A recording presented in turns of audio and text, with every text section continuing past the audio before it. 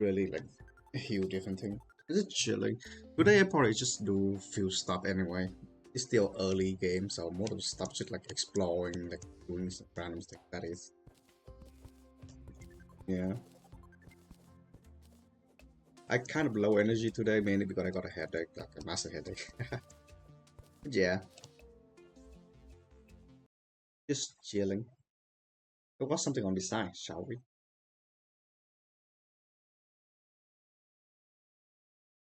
Hmm? Yeah. Man, kids are getting up. Like, I'm talking about like their whole life.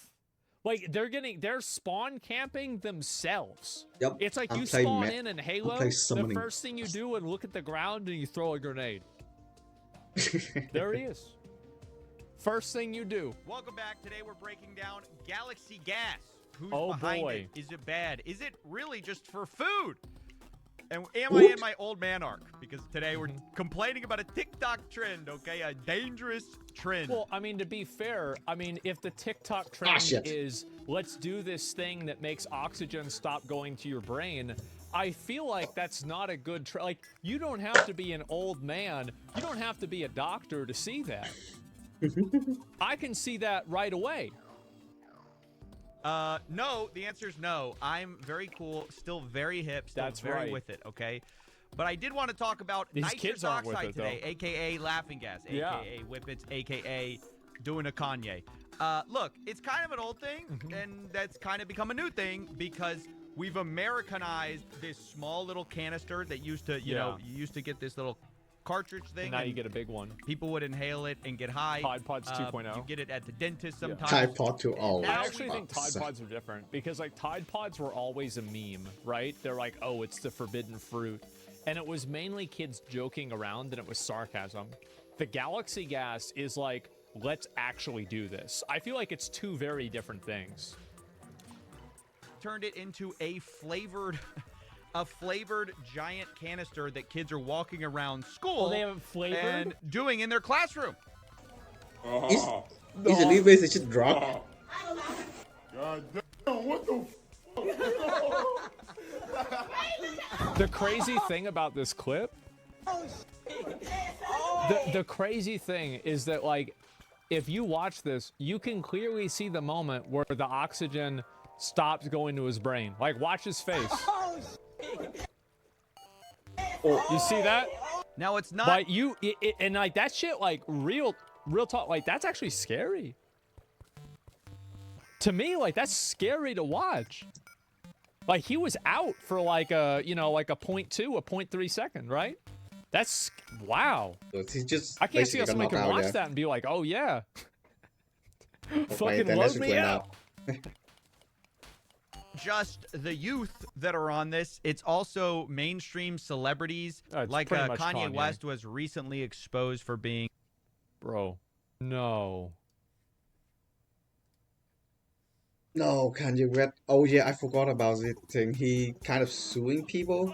Are you kidding me, man? Why you gotta do this? Yeah, Why he you kind do of this to suing yourself? people for Addicted to nitrous oxide. I say exposed, but he also posted this video. He posted himself. Garcia, this yeah, I'm on the nitrous.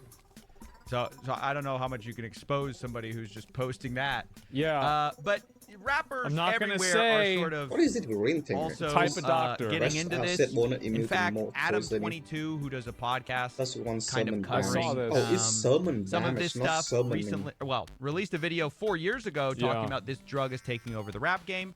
Even back then, it was becoming more popular. Damn, that Here's was a kind of while what he ago. said about it. Now it all seems like fun and games at first, right? Like laughing gas can't be so bad, but in the long term is when you really start to see the nasty side effects kick in. Funny enough, if you fast forward 4 years to today, he was He's on. doing it. Yeah, he's doing. That's what's so crazy, is like every person that I see talking about Galaxy Gas and doing whippets, when I hear them talk, like this is the way that somebody talks that does this stuff. What?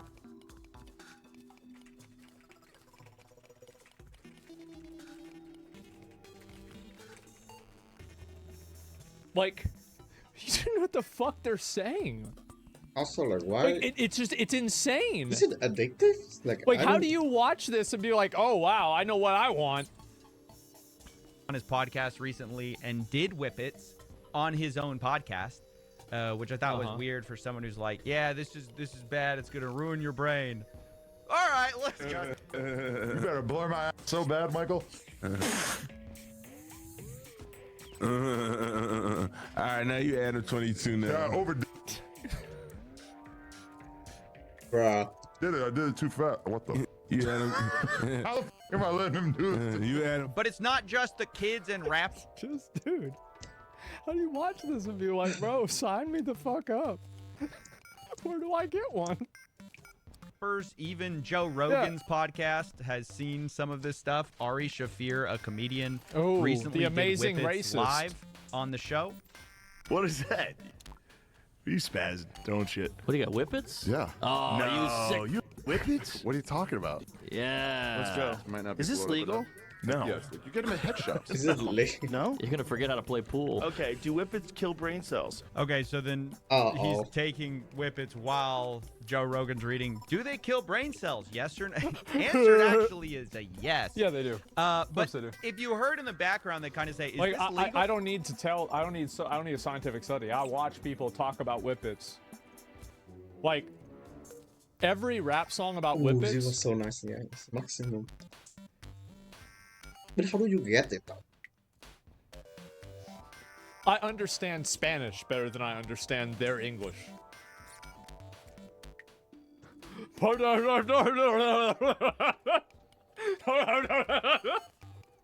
what? Is that one thing I don't understand? People just taking drop. It's crazy, man. I have to find some actual brain damage. Yeah, and that's the thing is like I laugh at it, right? But like you actually just fucked your life up.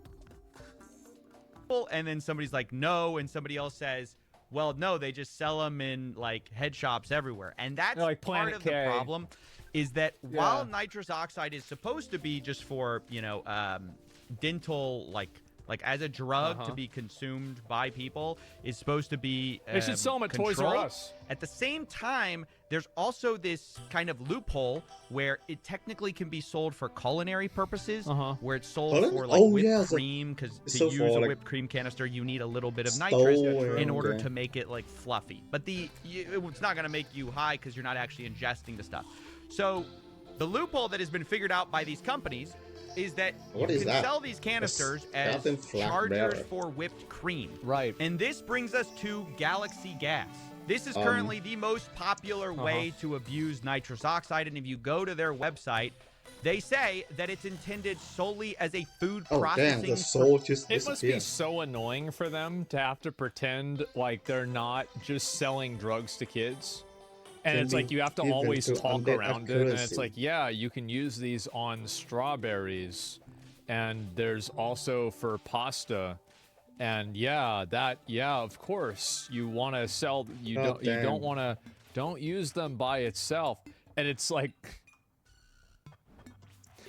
a drug front, you know? What? It's not like a drug front, and it's not even a drug front. It's just a drug store, and you go into the store and you buy drugs. It's just gas. But you tell them you're not. I'm buying this to make strawberry shortcake. Oh, okay. I need this heroin. I'm buying cocaine to make Coca-Cola. Oh, okay. That's totally fine. Let me ring you up, sir.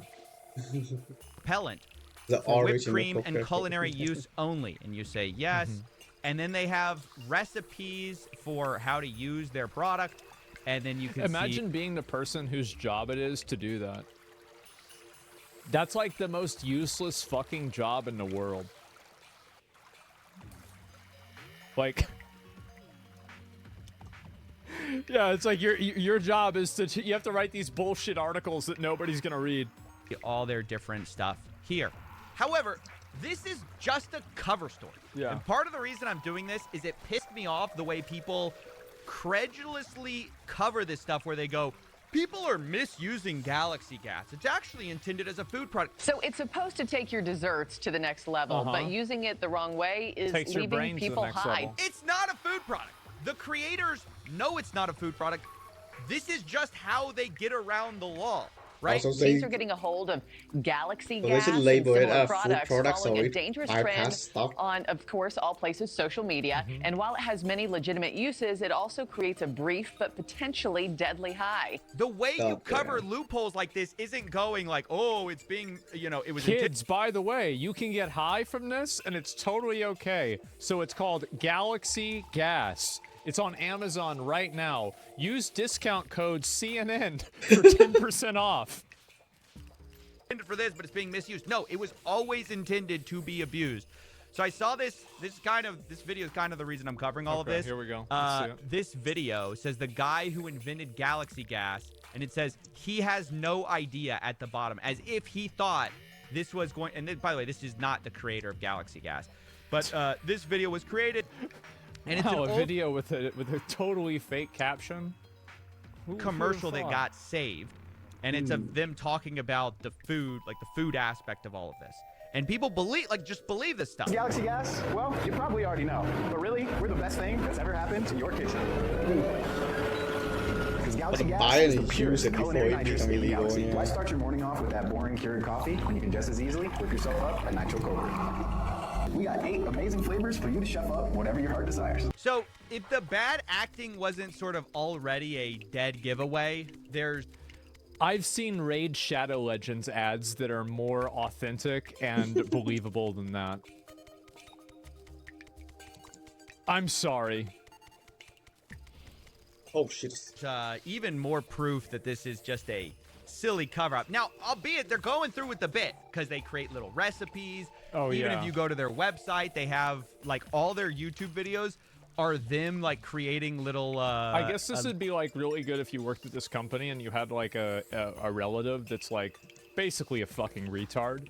And they can't get a job anywhere. They're like, yeah, okay, why don't you just go write us articles for how to cook? But like, wait, I don't know how to cook. I don't even know how to write. Yeah, that's fine. That won't matter. They can't read. Go ahead. Yeah, they can't read either. So it's a match made in heaven. little recipes There you with go. their thing. Like, so they're really committing to the idea that, oh, we really believe this is, everyone's using this to chef stuff up. But there's an easy way you know this is not true. How's and that's that? because if you were to actually use these What? canisters for their is intended it like? purpose Yeah. of whipped cream, it's way too much. Like, you only need a tiny amount of nitrous to fill an Yeah. entire whipped cream can. And so this report at Fox 8 Local did a good job of breaking this down. Of whipped cream per container. Now, a can like this typically takes about 6.5 grams of nitrous oxide to make. Compare that to this tank with 2,000 grams of nitrous oxide. Well, I mean, damn. I mean, you want to buy the 2,000. I mean, that seems like a lot. Well, you think about how much whipped cream you could eat with 2,000 grams. That sounds amazing. That's a lot of whipped cream. That's 800% value. True. Portion things out similarly, you can make Came first, the approximately chicken or the egg? 22,792 It's just I'm crazy tempting to to me. go It's like for imagine being the HBO. kid who Like gets to 7 come years to sounds school so with the bad. strawberry watermelon 200-gram Galaxy Gas thing. Like, you're gonna be the coolest kid in 9th grade. And the funny thing is, you're gonna be the coolest kid in 9th grade for 5 years in a row. servings of whipped cream with that strawberry watermelon nitrous alone. It's preposterous once you actually learn how much whipped cream the stuff I've could seen 'em, make. yeah. To think that anyone in their right mind would be using it for this. And obviously the creators of the product who are portioning it out know that fact. The Yeah. reason they're selling something that could make 22,000 servings of whipped cream, which no normal 22,000? person needs, is because they know 22,000? nobody's using it actually for Of course. culinary purposes. Of course. The other thing is, Dude, a like, lot Curry of doesn't By do the that way, much whipped coffee cream. brings up a really, really good point here. Totally fucking right. That the serving sizes, oh yeah, this is a serving size of 22,000. Sure. these products are not sold by a culinary place. It's sold by, like, vape shops. In course. fact, if you remember the guy who supposedly created... Yeah, it's like where you want to buy these. Oh, well, you go to the so, like, what's the closest thing you have to a drugstore? Well, Planet K is pretty close. Yeah, you buy it there. Galaxy gas. I'll show you them again. That's the buddy, and this is the other guy. This guy who did not invent it, but supposedly invented it. For you to chef Turns out up. you can find him as the promoter of something called Cloud9 Smoke Co. Another where he type is of- making promotional videos for a vape shop. The vape in my pocket is the Grello bar in the red apple frozen flavor. It tastes amazing, and of course, this bar has the juice indicator. So obviously, this guy is not moonlighting as a chef. This is just a cover story to sell an illegal high, an otherwise illegal high. No, now, that's the way it is. Like whenever we was in high school, the thing was salvia. Like salvia, whenever I was thinking it was like I was a junior or senior or something like that. I don't remember exactly. Like salvia was still like not criminalized here in Texas, and so like my friends, they would go and buy it. Yeah, we go and buy it. Not we. I never.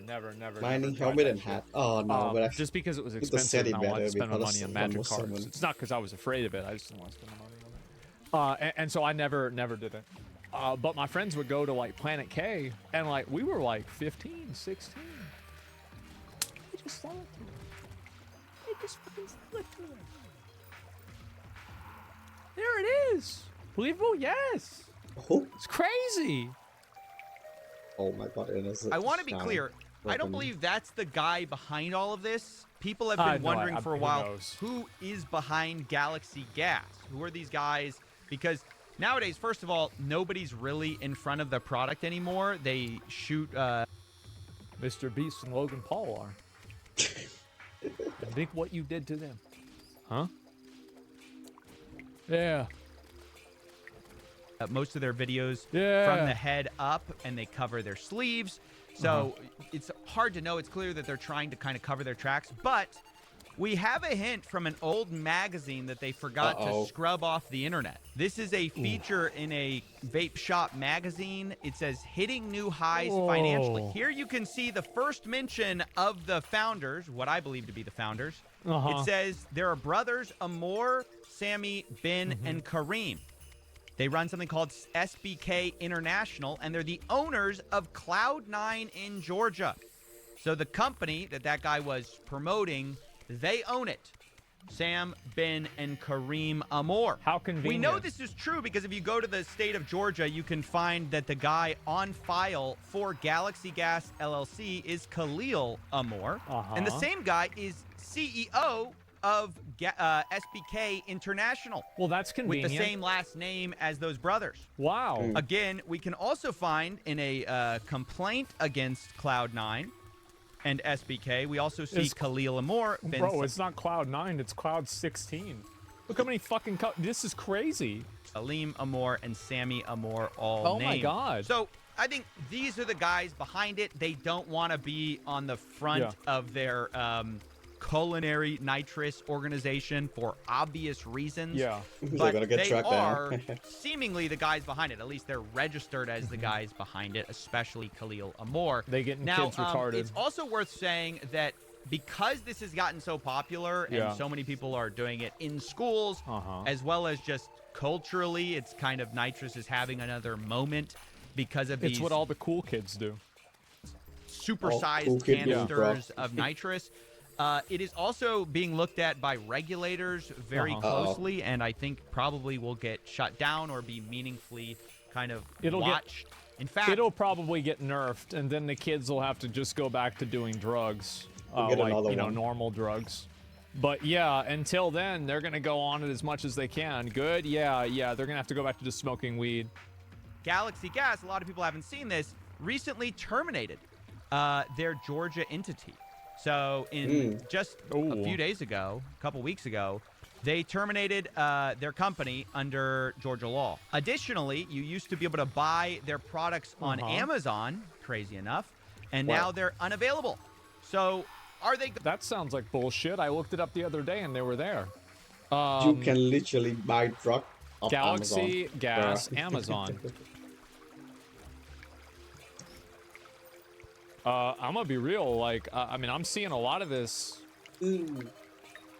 Yeah. It's a reseller? Oh, you know what, bro? I think you could be right. I think these are resellers because it doesn't say Galaxy Gas on the side. It's like Monster Gas, a Naz Whip. Yeah. Yep. No featured offers available for Galaxy Gas. Yeah, look at this. I'm also products. They should bring like So I a can pull whole it up real can quick so you guys can see it. brought to school, and they just Fuck, I don't know if you can see it here. and like But, no one yeah, taking all it away. these are Like, not even back when I in high school, like even they're not actually Galaxy Gas. like a spray So maybe can. they took them off because they were worried about getting It's too like much not easy attention. taken away for some like. Going under? Are they trying to hide? It's unknown. But what's clear is that all eyes are on these guys, and they're definitely being watched. Now, do I think that's going to be the end of this epidemic?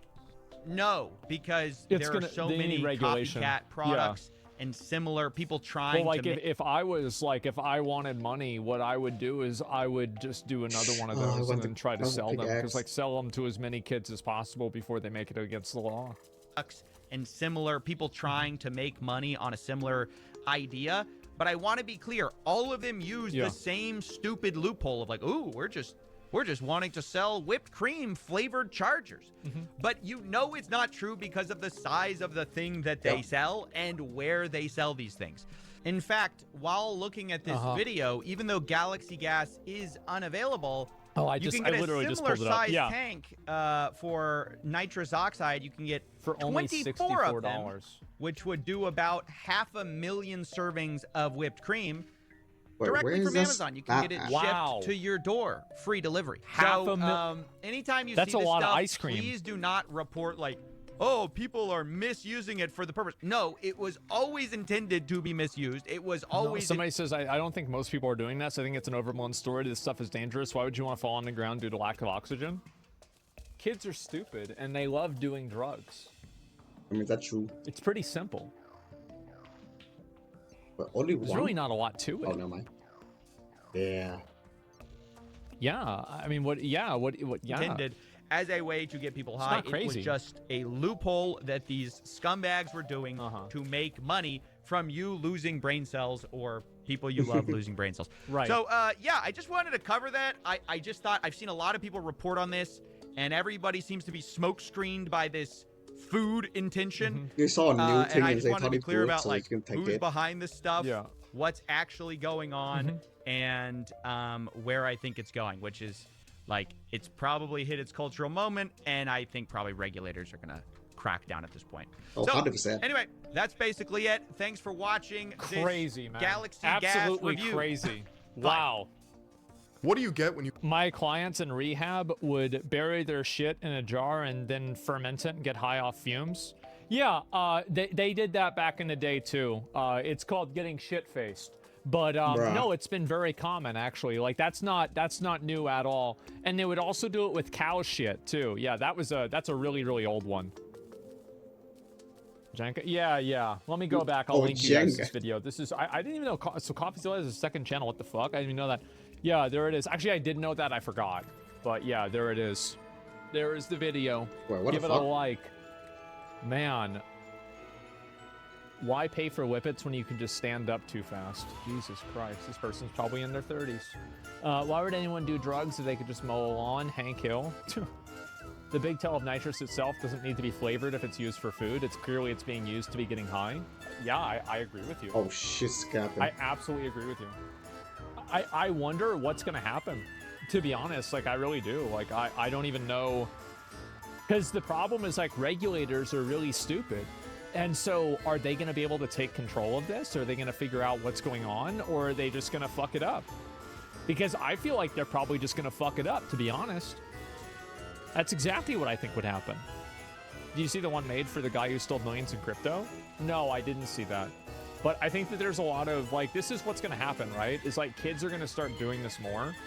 And I do think that if you're a kid and you're doing this, and like you're like,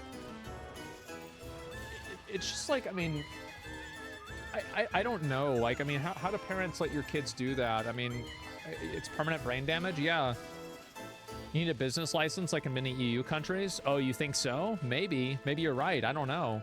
Depends on how many money you make for it. Yeah, true. Would you admit it if you've done them? Would you admit if you've done them? Yeah, sure, why not? Like, I've smoked weed before, definitely. I did it twice, I didn't like it, I stopped doing it. I've drank alcohol before. I've drank alcohol, like, many times, like, I was younger, right? I mean, like, up to, like, 22. I would, like, drink alcohol socially, and, like, not a lot, but, like, maybe 1 or 2 beers. And then I stopped doing it because I didn't like drinking alcohol, and I just drank it to fit in. And I was like, okay, well, why am I even doing this? Fuck this. And then I stopped. So yeah, ever get sick? No, I never got sick. Like, I just don't really like it. I don't enjoy it. It's not like there's no good part of it to me, right? Like it's not fun to do. It's not fun to pay for it. It's not fun. It doesn't smell good. I don't like the way it smells. It's just not something I'm interested in doing. Now, if you want to drink alcohol or do drugs, I don't really care. You know, I'm not going to be like, oh, wow, this is so bad, you shouldn't do this. But if you ask me, like, what my opinion on it is, I don't think anybody should do it. Like, unless you're doing it for, like, a medical reason, then I actually don't think anybody should smoke weed and anybody should drink alcohol. I think the world would be a better place if nobody did it. Yeah, it's so weird. Like, why do people do? They just bring the whole can of drug to school and they just smoke it in the classroom. Like, they don't even go to the bathroom. It just straight up in the classroom and do it. Not even back. Not even in the back of the school. Not even in the bathroom. Like nothing. They just pull out the can and just sniff it in like in the middle of classroom. Like, bruh. Hey, one not easy way to say this, but Diva Louie, my What the hell? life of 15 years in a role player, Ciabon, No Pixel, GTA RP, and the love of my life has apparently been cheating on me for months with the Twitch streamer Moon. Oh. No fucking way. There's no way this shit is true. Like, it's gotta be photoshopped. Yeah, no self-prohibition. Wow. Attached, you'll find our messages from TwitchCon. I found when I was trying to see if she was okay after not responding to checking messages Saturday night. It saddens me to come to this after months of reassuring me that it was all RP. Wow. Not gonna, I like this type ever. Like, even though they are a mob, but they're not gonna fight you, they just stand there.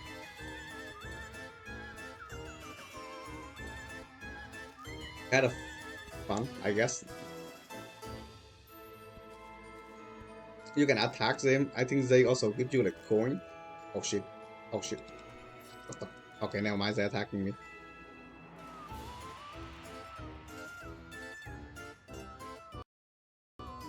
That's crazy. Has anybody got Nick's take on this situation? Wow, look at this. I was sold the lie and just about sex positivity and girl oh, there it is. Oh, there it is.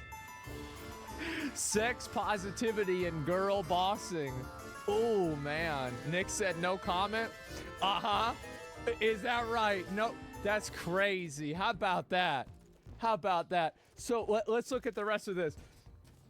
When realized they were living out their secret fantasies while both being married. Oh, no. I'm sure their rabid fan bases won't care, but I'm also sure there's plenty of people who will feel vindicated by this, especially those who warn about the dangers of ERP. That stands for, by the way, gentlemen, erotic roleplay. I got curious after finding these messages and checked other DMs. There are multiple guys she was sending and receiving sexual videos with. No. Hey, yo. Your wife's a bicycle. Everybody gets a chance to ride. Hey, that's just the way it is, right? Yeah, it's just texting. Yeah, that's just what they do. Oh, man. Look at this. Cornward's gonna be pissed.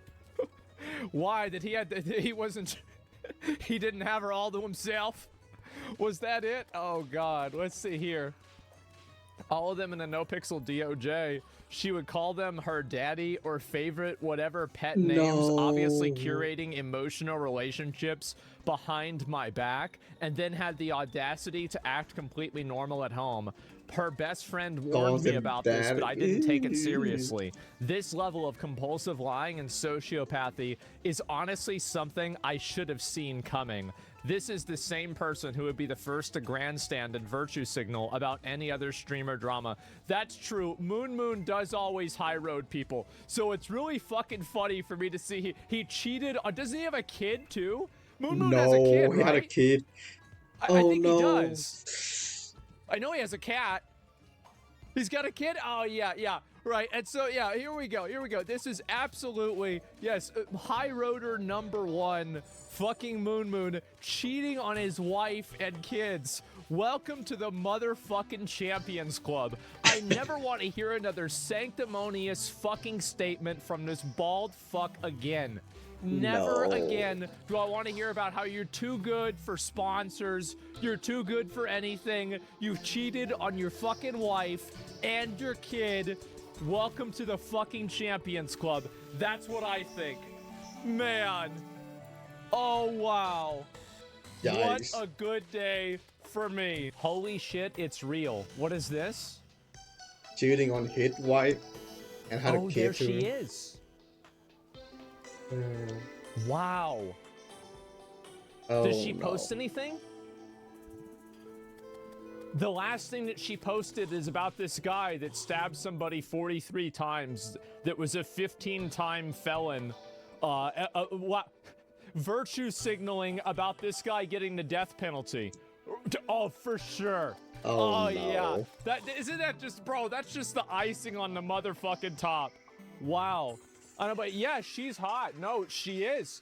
Definitely. I mean, since I was unemployed, oh, there it is. He didn't have a job. She told me that my job was to check other streams and give her intel on what people were doing at certain times to make sure that she had the best outcome for her character. So let me get this straight. This cuck was stuck there watching. Oh my God, wait a minute. He was actually getting cucked because she probably had him watch the other streamers that she was ERPing with and planning to fuck. And she would have, oh my God. Oh, bro, this is an onion of just cuckery. How many different layers are there? Oh my, this is incredible. This was his choice. He chose this. That's right. It keeps getting deeper. This is amazing. Why were they bitching? I don't know. Let's look at this. Since I was unemployed, she told me my job was to check other streams and tell me what other people were doing to make sure that she had the best outcome for her character. This is not fair to anyone involved, and it is admittedly very scummy, but hey, it worked. She became a big name on the server. Well, hey, now she's even bigger. And I guess the moral of the story is no one is safe and nothing is sacred in this industry. And there's an Imager link right here. Oh my God, we're gonna read these. Oh man. Keep in mind, it's this guy right here. Here he is. Oh. This is him. All right? This is the guy. This guy walks into the GameStop and slaps your girl's ass. What are you gonna do? What do you do next? Well, apparently you write a Reddit post about it. Man, that's crazy. Ain't no way. Yeah, watch his stream in the meantime to give your wife advice on how to RP with him better. That's actually the correct answer. Anyway, let's go ahead and read let's read all these. This is gonna be hilarious. Call, I'm pooping, fine, I can't begrudge that. Enjoy sleeping in that bed tonight without me there to make it a furnace alongside. Oh my God. No. Oh man.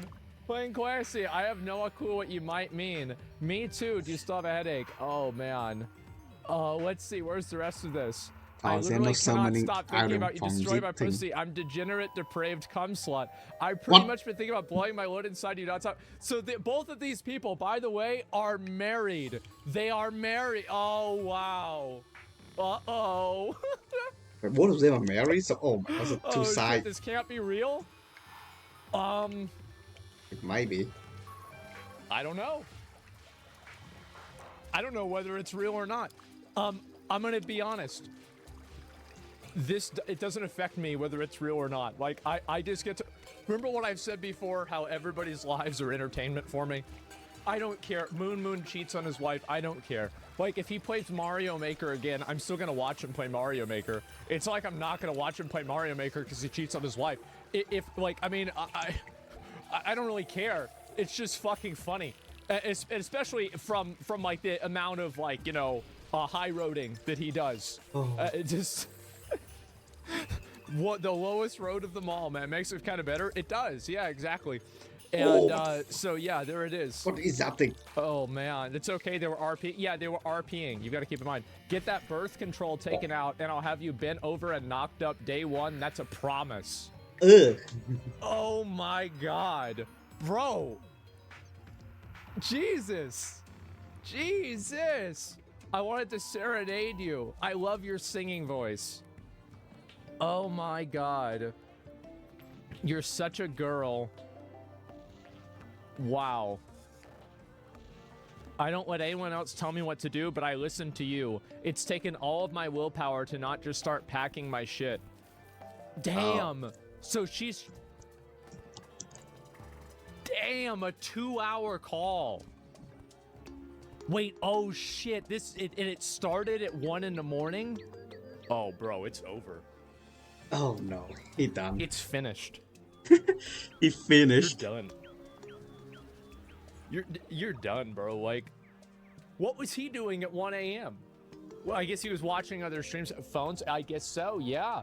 Oh my God. Watch this clip at Age Like Milk. Link it to a mod, then I can watch it. Oh my God. This is fucking funny. Wow. A 2-hour 1 a.m. phone call can't end well? No, they were probably just talking about business since they were both streamers.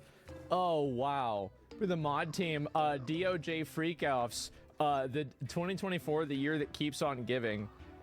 Wait, what is there are multiple guys she was sending and receiving sexual videos with? Oh wait, I apparently I didn't read Moon addresses his ERP. Oh man. No way. Wouldn't someone who loves his wife so much, comma, not risk losing all that by, in quotes, role-playing a, in quotes, fake relationship? One, I super love my wife, and we are in a very, very good relationship that does not require... denial. My wife be like, you're talking to that fucking role-playing... Well, I mean, he could have had a good relationship with his wife, but there's no, where does it say in the rule book that you can't have 2 good relationships? Like, what do you want? Do you want 1 ice cream cone or do you want 2? 2 ice cream. Girl, like that's the difference between you and me is that I'm trying to roleplay character. I have no feelings for the person. Yeah, of course not. I do my roleplay characters. Yeah. Fucking shit. And that's actually true. I'm not sure what Moon's actual name is, but like he was messaging and ERPing with this girl and having sex with her as Moon. He wasn't doing it as himself. That's true. It's a good point. Is it Jesse? Yeah, yeah, he wasn't Jesse. She was calling him Moon. Yeah, I didn't. Yeah, exactly. So, yeah, he's not guilty. This is something. This is like his stream account did. He didn't do this. Intentions of speaking to them out of character any more than is necessary, which I don't. Right. You're projecting what you would be doing in my situation. We're projecting. Uh-huh. Not the same, motherfucker. We're not the same. The GOAT. You are a fucking jerk off, dude. Paris, wouldn't so. Oh God. Oh wow, it got so defeated. Look at it, bro. Watch the last 10 seconds. He's so undefensive. You are a fucking jerk off, dude. Paris, oh man. Wow. Oh my God. The goat got caught. You could say they got his goat. Ain't that this is 7 months ago. Well, you know, there we go. Can you explain what happened?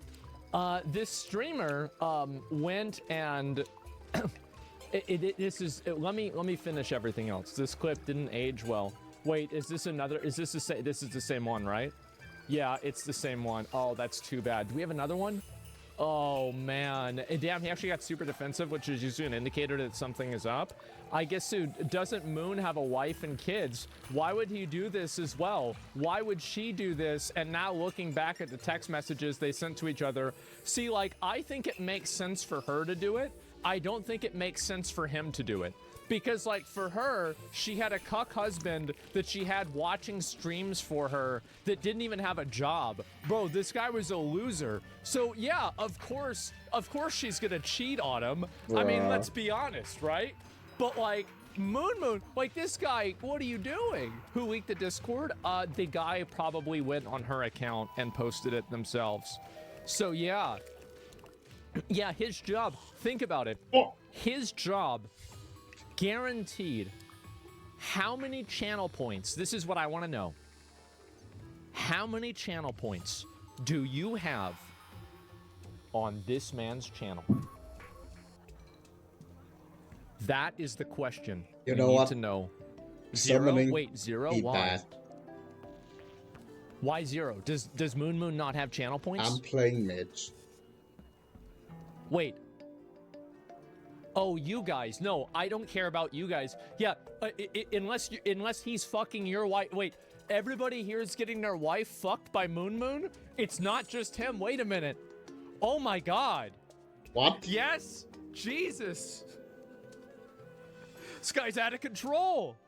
Oh, wow. Yeah, I only watch his VOD website, not his Twitch. Well, anyway, so it's looking like this guy, I wonder how many hours the husband had to sit and watch Moon stream. That to me is just that's the chef's kiss, man. It really is. Dude, it's so wild. I don't understand how people are cheating. It's just probably just based on their separation or something.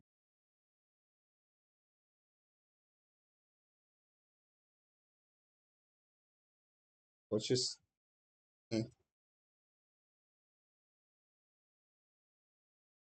scam 230 million? God damn. Today we're talking about 2 arrests that came about because of my buddy Zach XBT, a crypto investigator who's responsible for tracing $230 million of crypto that was scammed by the most pathetic people you'll ever meet. Now, 2 of these people have been indicted. I, for one, think that's amazing. I'm going to link Zach's full report if you want to cheat it, below. why Go you check need it out. The way he relationship in traces the first this money place? is incredible. Even as somebody who does Rather, it's just a one-night thing. guys that got skills. just go cheating. Basically, a group of criminals did a phishing Guys, scam. this is not a video like that I meant like something like comprehensible or whatever. This seems like kind of a... And where they stole someone's Bitcoin, allegedly worth $230 million. That in of itself, the amount's crazy, but it's not that interesting. Phishing scams happen all the time. What makes the story unique is who stole it and what they did while they were stealing it. They recorded themselves in the act of getting the money, like stolen, for the first time, which provides such an interesting look into a group of the most pathetic people you'll ever meet. Here they are, celebrating getting this money. Way. Oh my god! They celebrating scamming Bro, I'm people. gonna spaz out. Yo! Bro. We're done! We're done! I'm spazzing out! What I think is so incredible about this is not only the fact that they're all celebrating in a group, they're also live, like, texting each other a bunch of stuff, leaving traces of evidence. I mean, look, I'm not here to hate on the criminal game. I'm not here to say how you should do it. But guys, you know, it's like better classic criminal here. What's going on, fellas? So that in of itself was surprising, but later they leaked even more important information as they were planning to launder the money. Their friend was kind of doing a tutorial on how to launder money with this app. The top right, the settings bar. Settings.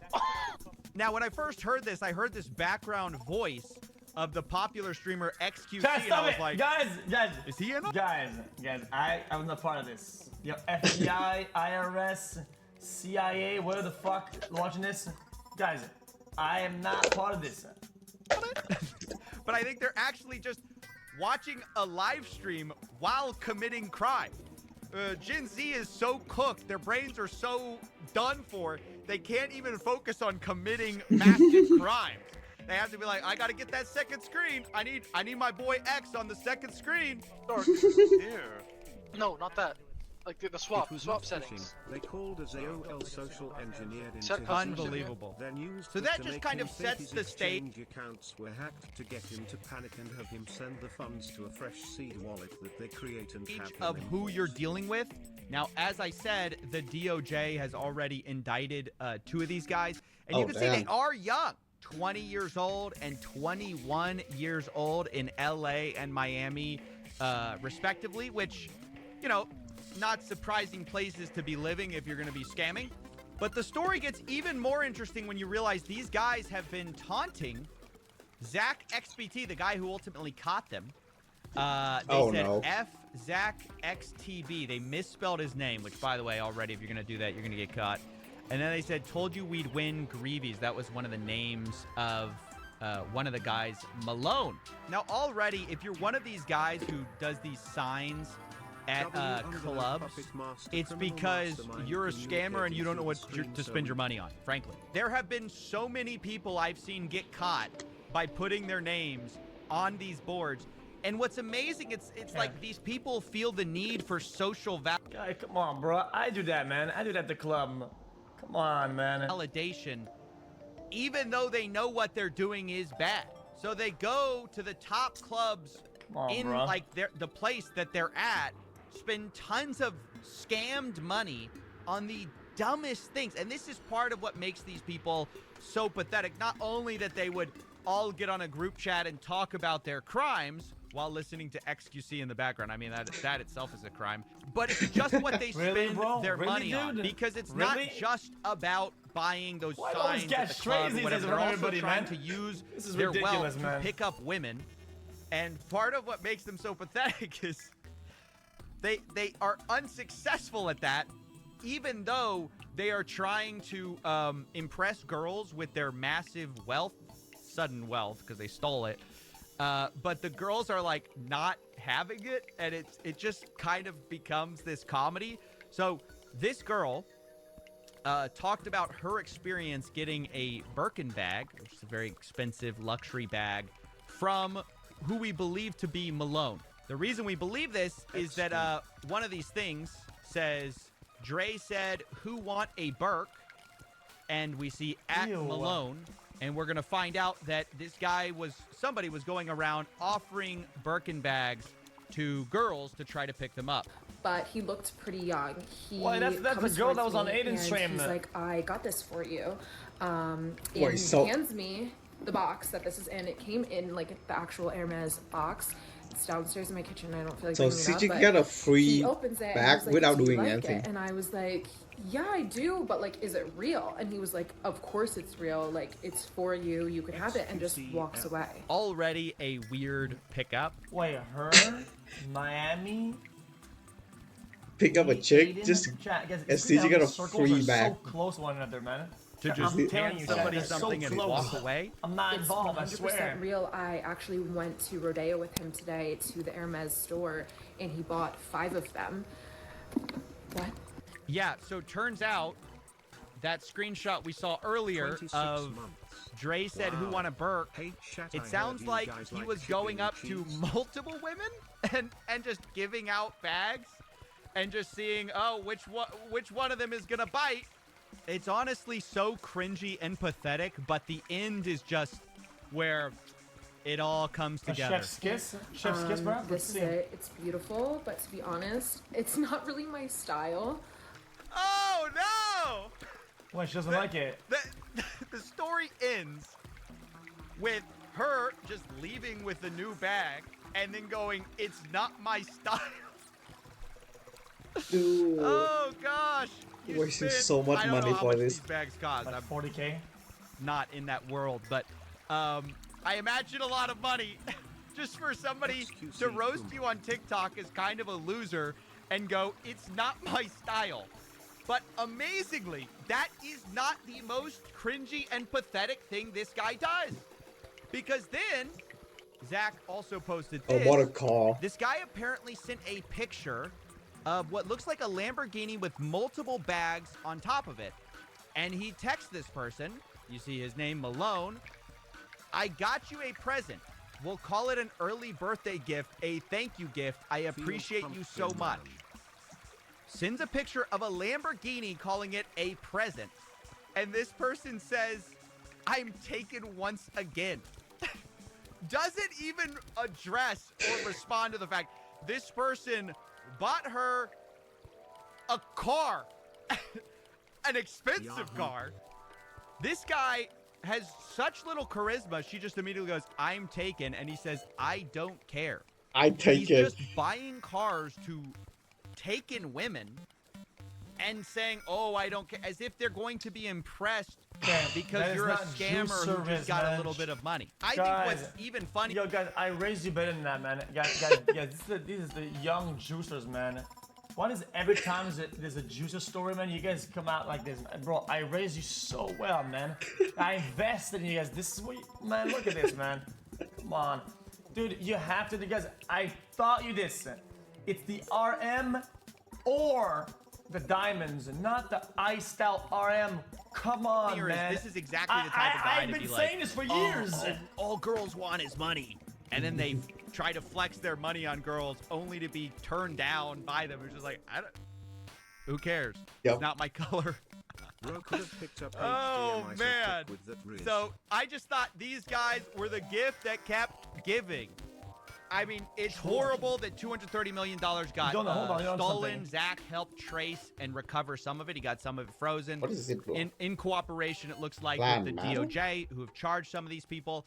And that's great. It kind of Oh, had a happy make the ending. hope. But I think if you look at the scammers themselves, it's like they're so pathetic. They have no sense of even what to do with the money. Like, they got the money and immediately they spend it on the dumbest, most materialistic things. And it shows you kind of the types of people who are drawn to this lifestyle. They don't even have taste. They don't even have, like, they can't even use the money because they have no, their brain has been. Something like you, dumbass. Bro.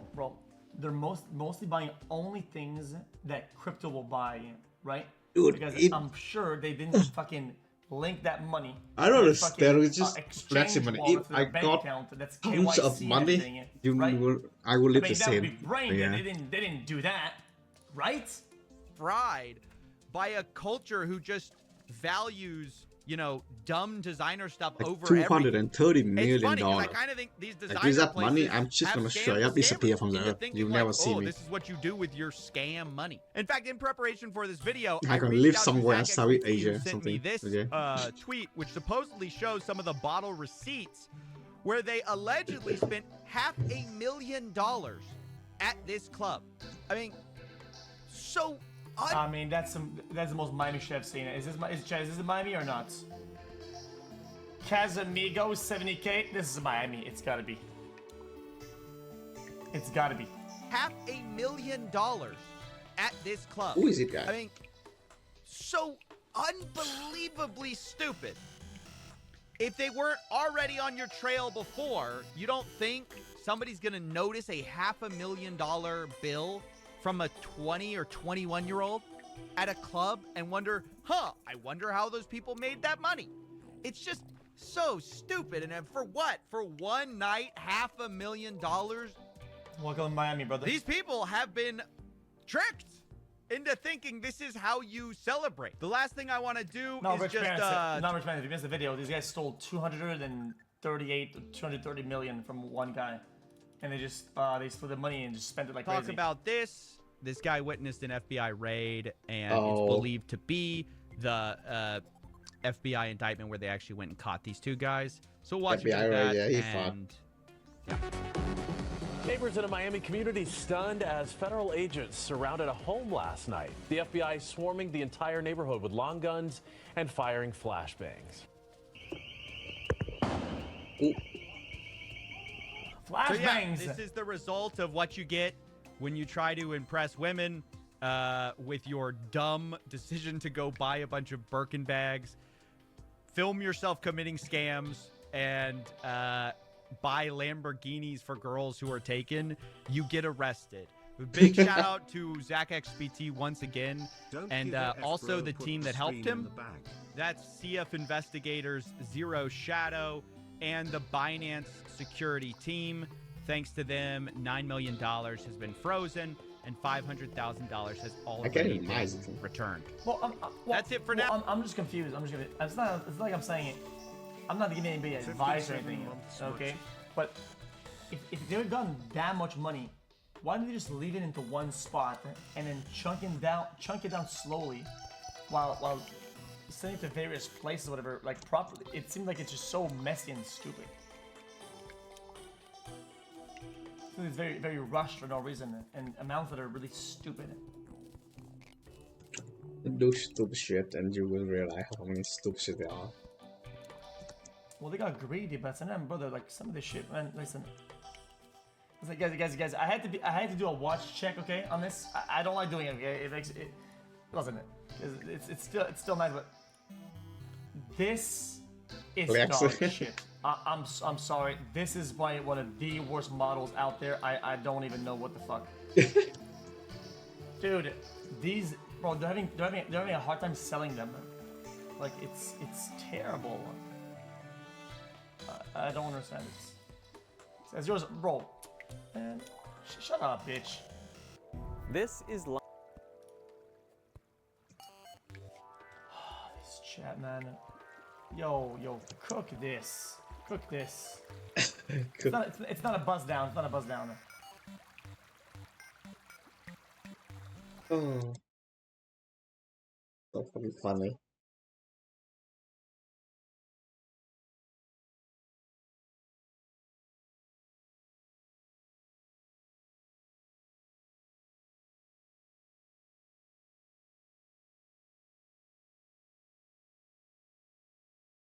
Wait, what is this?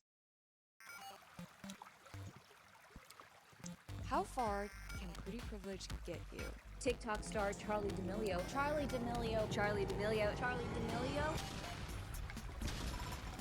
140. Wait, she has 150 million subscribers. Jesus. I'm even following. Oh shit. 154 million followers. That's insane. On TikTok, so I don't think it even worth that much. Wow. The 27K views. Oh. I was like, that's it, I'm famous. Don't talk to me. Guys, it's Charlie, and I'm super excited to be sharing with you my first ever YouTube video on my YouTube channel. So basically, a short burst of fame. Man. And low descent.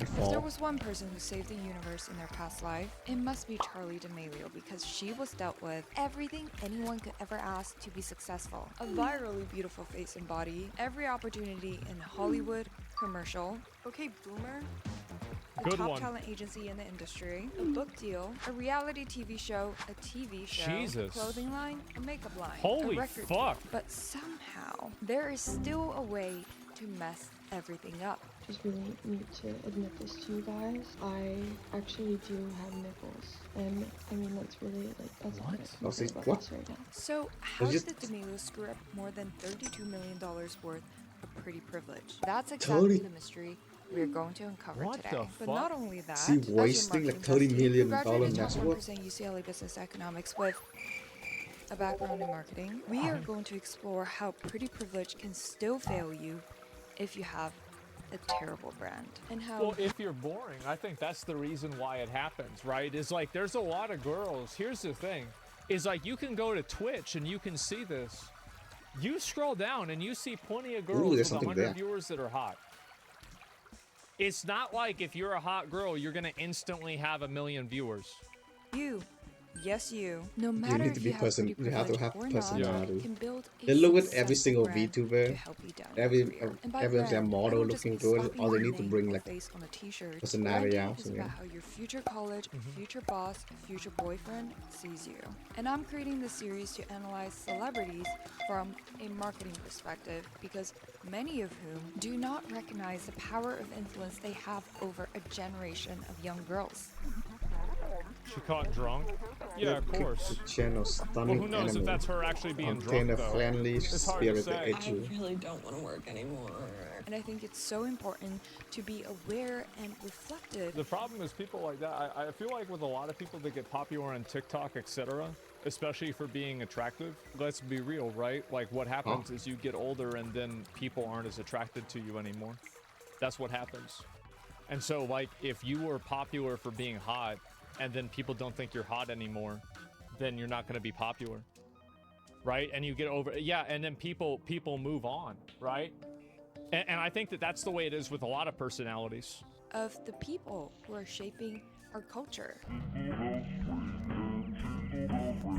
And despite how terribly the D'Amelio franchise flopped, we will also talk about how they could comeback from the lack of brand, and the hate I cannot they craft always this cry stat. about. I'm upset because I haven't been in any drama. First, we need to understand how the D'Amelios had every Jesus single chance Christ. to 1 build second. a billion-dollar empire. Charli D'Amelio, for those who have never heard of a small app called No TikTok, drama? good Yeah. for you, is a Connecticut high schooler who is not a nepo baby, an Instagram heiress, or a self-made artist. She started creating dance videos on TikTok in 2019 that quickly broke the platform and the Guinness World Record as the first person with 50 million God followers on TikTok. damn. See, like, I never even go on TikTok. I don't even know who these people are.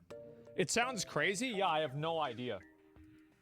And how much does she earn from it? 100 million in November 2020. The entire internet and Charli herself was dumbfounded by this success nuts. because while Charli was a dancer, many have claimed her dances to be mediocre. Surely it can't be that people are shallow and that the TikTok algorithm prefers a pretty face, right? Not possible at Yeah, all. that's the obvious reason. Like, it's just, yeah. I mean, it's so weird that people don't understand this. It's crazy. Of course, Renegade became the Charli D'Amelio dance because she did it so much better than the original choreographer. And of course, the reason Dixie D'Amelio, Charli's sister, began blowing up too was that her natural talents blew the platform away. All in all, some people are born on the right side of the beauty algorithm and beauty standard, and they should embrace it. But as the sisters are dealing with this life-changing fame, which in this day means power, which means money, their parents and new team saw a pot of gold. There's also a huge problem that a lot of people have is that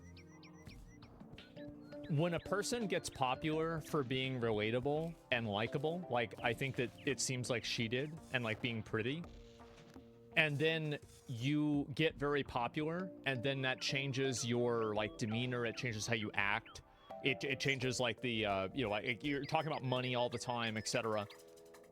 Now you're no longer relatable. Like if you're on like TV shows and stuff like this, people that watch you that are like high schoolers can't relate to you anymore whenever you go on Jimmy Fallon and you talk about how many $1 million you have, right? Yeah, fame, ruin, popularity. Exactly, right? And there's plenty of people that doesn't happen with, right? Like, it's not like every person who is, like, successful, like Keanu Reeves, for example, like, that didn't happen with him because that's not the perspective. It's not the fact that you have the money, it's how you act with the money. That's really what the difference. How exciting. There is so much possibility when the hype is only rising for the girls. They were seen as the model citizens of TikTok and basically had the attention of every teenage girl in the nation. There was so much potential here for them to grow into the icons and role models for the next generation of young girls. But no, the D'Amelio parents said, heck, we are the new Kardashians. If you're the Kardashians, then being hot is all you need to build a successful business, right? They tried to pull they tried to become another Kim Kardashian. Yeah, that shit not gonna. Yeah, I always thought Kim Kardashian was really fucking hot. I do. I think that, like, again, like, she is insane, and especially maybe you might want to say not now. Okay, fine. But like whenever she first got really well known, insanely fucking hot. I don't even think you can compare. That's my opinion. Plastic surgery? Hey, they did a good job. And so They did a great job. Was a big, impressive list of business ventures. But if you take a closer look, you'll start to realize that each is very mid, and that the team behind them is not just uncreative, but literally throwing random shit at the wall and hoping that one will stick. Wow. So what this is it's a look at your 2021. This is the major things we're focusing on. So we have all partnerships. We have, the different companies you're working with, like, ring lights and starting a clothing company. So, and then you have books and TV shows. The list is so big. Yeah, it's like, why would you even film this? Like, this isn't something like it breaks the immersion that people have with like the character. Because like now she's not like this goofy girl that's just doing videos in her bedroom. Like now she's like a global brand that's like being pushed around, and it completely destroys the authenticity. And especially young people are looking for that type of authenticity. Yeah, it's Corpa, exactly, right? It's a bad move. I don't know why you would think that's a good idea.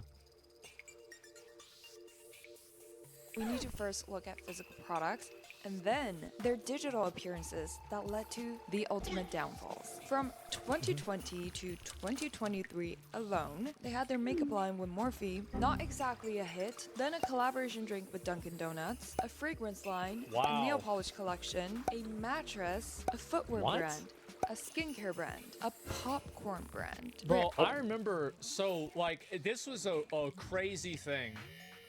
Is that, like, this was during, I don't remember exactly when this was, but it was during New World. I remember I was playing New World in a call about this, and I was gonna work with these people and make a type of food. It was like a beef jerky thing.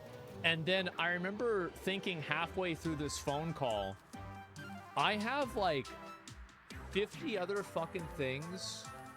I'm not a chef. I don't know fucking anything about beef. I don't know how to make beef. What am I doing? What am I take a step back. What the fuck am I doing with my life? And I was like, yeah, you know what? It's not worth it. Yeah, I'm not doing this. And I think that you see it obviously with the Lunchly stuff. I mean, you know, we did do Starforge, right? And so like, it's not that doing something like this is bad, but whenever you have all of these products and there's not like some sort of like interesting like gimmick to them and they're not funny or like good, then what's the point? Starforge makes sense. Exactly. Yeah. I feel like these people are just trying to make money. They're trying to just like put their brand on whenever they can to get their fans to buy it. And I think also like if you look at the popularity, it's completely contextualized inside of COVID. Oh wow, big surprise. During COVID, there's a lot of people that are there. They're like buying this shit like crazy. Because you like think about how many people were really popular during COVID, like especially like the Among Us era. Because it made a bunch of like really popular people. Like I don't like listing names because then it's like I'm like making a list of all the people that fell off. So I don't think I need to though, right? Like we all know who they are. There's tons of people who used to be super popular, everybody knew them, and now they're just like nobody. Nobody cares about them. And that's what happened with a lot of people. I don't know which creative genius idea it was to tell the D'Amelios to dress up as Walmart employees in order to promote this relatable, fun brand. And all they did was to mock the working class where labor was only a fun activity for them. And being so incredibly talented while launching back to back businesses, Charli D'Amelio of course had the time to write a book in 2020 called Essentially Charli, the ultimate guide to keeping it real, which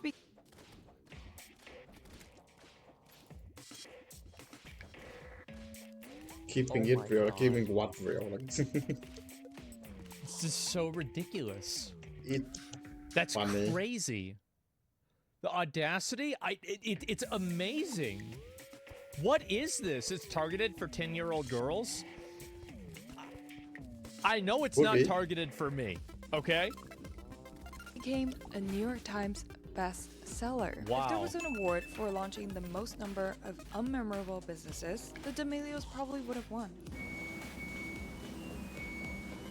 I think that I think it's not just that. It's that COVID caused a lot of young people and a lot of people who were naive to get invested onto the internet.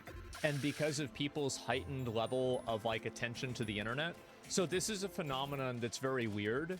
It's that during recessions, people actually spend more on entertainment and other types of distractions. So what ended up happening is like COVID effectively functioned as a recession. And what it did is it caused people to be inside all the time.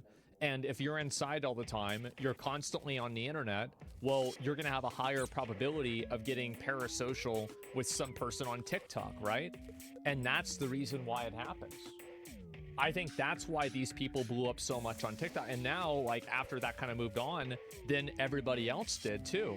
And also, I think that COVID brought, like, It's basically like there were different like measures of magnitude that brought a lot of people onto the internet. And like in 2010, it was a lot of people. In 2006, it was a lot of people. COVID because I allowed to stay at home, but I also don't like COVID because it introduced so many people to the too entire many genre. culture is online because of COVID. And a lot of these people are being exposed for the first time to a lot of this like influencer stuff and branding stuff. And them being naive to it, I think that they bought into it and played into it a lot. And that's why, and if I talk about this from like an industry level, the amount of money that you can make nowadays from sponsorships is substantially lower than what you could make in 2021. And I'm talking about like, you know, view for view, dollar for dollar, right? I'm not saying like, oh, views are lower, so money's lower. Yeah, obviously. I'm saying even, you know, adjusted for that inflation, it's still lower. It's because you don't have people that are activating on ads like this because there's like a diminishing return on it. There's a cooldown on it. And it's like you have this happen, like you can't, not everybody can sell something to every person. There's only so much attention and so much money to go around. Like, I don't hate COVID. The main thing is just people who kind of just... If I didn't tell you, you probably don't even know. It introduced a lot of these things to a brands lot of existed, people. Yeah. And some of them, no idea. Deceased. Because honestly, by the speed that these products were launched immediately following the blow up, there is just no way that they were developed with care and passion from Charlie and Dixie. These brands have no connection with them. Like, why shoes? Why popcorn? Why who the fuck, like, who thought it was a good idea to make Be Happy Snacks Parmesan? Oh my god. Cotton candy popcorn? Who They the just spread fuck out would eat everything. that? Jesus, yeah, same shit with different print-on-demand products. Yeah, basically, right? I think this is the same as like the Lunchly thing, right? It pretty much is, where you've got people that are basically putting out the same product for a higher price to get people to pay for it, and hopefully the marketing of their brand is going to push the product enough to where they're able to compete in the market. But the problem is that, like, this does work to like a limited extent, but whenever you're actually selling a product that people want to use and they're buying it for a function rather than to support a creator, like, this is why, for example, almost any creator can sell merchandise and it will do well. But when you're selling a product, people want a product to fulfill a function. So, like, for example, if you sell a computer, people want the computer to work. So it doesn't really matter about like their relationship with the player, or not the player, sorry, the content creator. They still need the computer to work, right? They still need this to happen. So I think popcorn and other types of food is the same way. If you're buying this, this isn't a way to support them. You're buying this for a purpose. And if it doesn't fulfill that purpose, then you're just going to go to a competitor. That's why. What about Pokimane selling those cookies at a huge price increase, saying bye, broke boy? Here's what I'm saying, is that how do we know how well those cookies are doing? How many people are buying those cookies? I haven't seen the balance sheet for that. Until I see the balance sheet, I would assume that they're probably not doing very well. That's my honest opinion. I bet they're probably not doing very well. It seems like something that's not really going to happen. Try them? I did try them. Why popcorn? Why mattress? It's Yeah. just slapping the D'Amelio label on a bunch of consumer goods that are very mid themselves. D'Amelio footwear is recommended by doctors to treat broken ankles. Don't say you can't say that. I don't care if you like Yeah. the Kardashians or Hailey Bieber. Yes, they also launched and flopped brands, but Of course. the brands that we will remember and rave about are the brands that they care about and rave about themselves. Kim Kardashian is known for her iconic body, so what does she launch? Yeah, obviously. Skims, a shapewear company that has quality products that could sell even on their own. Kylie Jenner, known for her lips, so Mama Chris got her to launch Kylie Cosmetics. Hailey Big Bieber, surprise. the woman is constantly showing her glowy skin, and each launch is super creative and tied to her personally. Emma So Chamberlain, it's just fitting blogged that, coffee yeah. for 4 years. It just makes so much sense to have a coffee company, and she has killer creatives. I think that this is also what happened back then, is that a lot of people saw how much money they could make by selling products as content creators, and then they just tried to do as much as they possibly could. It was like basically a gold rush. Like, how can we figure out a way that we can monetize the most people in the most ways? Scam City. Well, like, it's not even really a scam. Like, in a lot of cases, these aren't scams. It's just a product that's overpriced. Like, a scam is whenever you buy a banana and you get a tomato. This is you buy a banana, but it's $7. $7. Earl's merch, very Ow. on brand with her personality. The fact Yeah. that you don't even know the name of the quote-unquote brands launched by the D'Amelios shows you how disconnected they are from these brands. And it is so funny to read Charli D'Amelio's brand inspiration for the shoes as, quote, "We are always in heels, we are walking carpets, we've done all the uncomfortable blister-filled shoes before. So it's been really nice to be able to look into our closets and see, what are we missing and what do we have that we can make better?" Clearly, extremely relatable to their teenage fan base Right. who walk in heels and go to carpets all day. And clearly, the dream shoes for the teenage boys who follow them because of their hotness. I love you so much. We love you so much. Charlie, let's go. I love you, Charlie. You're the go. It's crazy how they're... Fucking, that's the thing, right? That's it. It's a bunch of teenagers, right? And like Bunch of high kids, school yeah. kids. And the thing is that this is just the reality, right? Is that people that are really popular with high school kids, this is something that doesn't last because people, I mean, unless you're really stupid, don't stay in high school for more than 4 years. So, and that's assuming that they find you when they're a freshman. So what ends up happening is that also, who do high schoolers like watching? People that are around the age of other high schoolers. Like, you guys remember this whenever, you know, we were kids? Like, you would want to watch and relate to somebody that's around your age. So now that this woman is like, you know, I don't know how old she is now, but she's a good degree older, and it's very obvious that she's not in high school anymore. Very obvious. Now it's harder for that demographic to relate to her. That's the issue. She's 20 now? Yeah, if you're 20, you're not in high school. Oh my god, my headache. 20 is too old? No, I'm serious. Think about it. Oh shit. The entire marketing team never gave a single thought to who the targeted demographic is, because it is not women in their 20s and 30s with actual purchasing power who will want to wear these like hot super pink senior? or electric blue pumps. It's super senior. Which is Yeah. probably a hard concept for the D'Amelio sisters to grasp. Yeah, Because somebody says difference between 16 and 20 is huge. It's massive. Like it's gigantic. Like I'm surprised anybody is thinking that it's not. It's tremendous. Absolutely. they never had to work a single day since they Right. had enough money to do whatever they want since 17. And at this point, it is apparent that the main issue is the D'Amelios don't know why people follow them. And frankly, it is hard. I don't either. I don't get it. I've never got. I don't understand it. I have no idea. I mean, maybe it's like guys follow them because they're cute. Okay, yeah, sure. But like, all right, now what? To answer that question, Yeah. as many still only know Charli D'Amelio as a famous TikToker who dances and not much more. Surely, digital appearances. Well, that's such a should bad thing. help, Like, if they already know On that the personal you like a side, TikToker although it seems like who the dancing D'Amelio instead of family like all the has done stuff. so much since Charli became famous on TikTok, everything they Yeah. worked on somehow only made them less and less relevant. Jesus, 31,000 views. Wow, that's bad. Holy fuck. And less likable. She's so Don't get out me of wrong, touch, it's crazy. What does it say? Can we just cancel her already? Oh my god.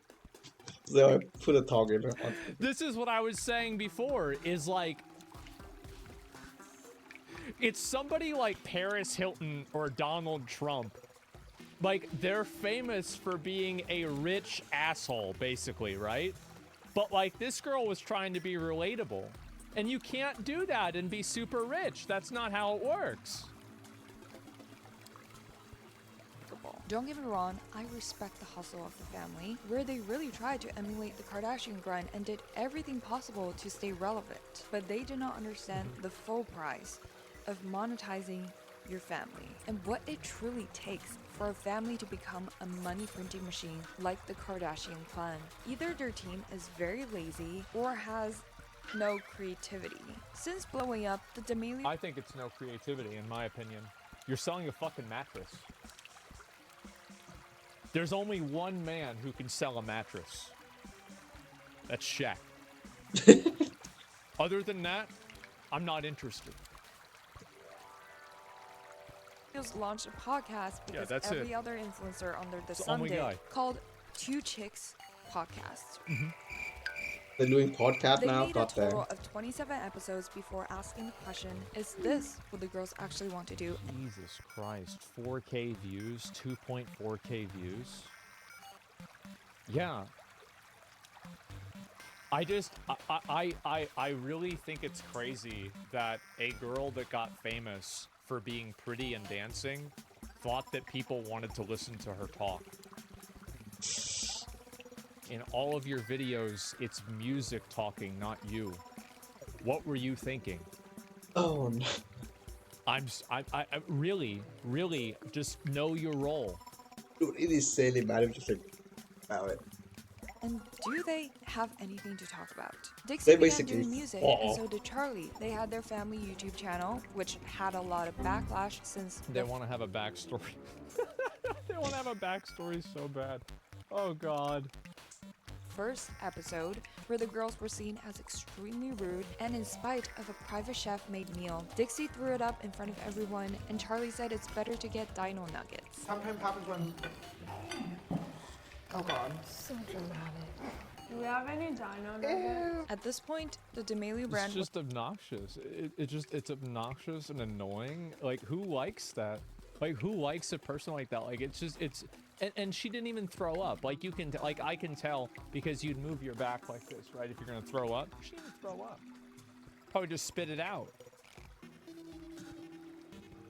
was already out of touch with their audiences, who likely don't live in a large mansion with private chefs. Oh no, that's I'm okay. dead. They don't have to build a relatable brand. If they want to be more aspirational, like Taylor Swift or Billie Eilish, they could keep their mystique and stop doing the mediocre family content. But no, the team. So, like, I don't know why I'm watching it, just autoplay. But I do had a lot of Palladium more though.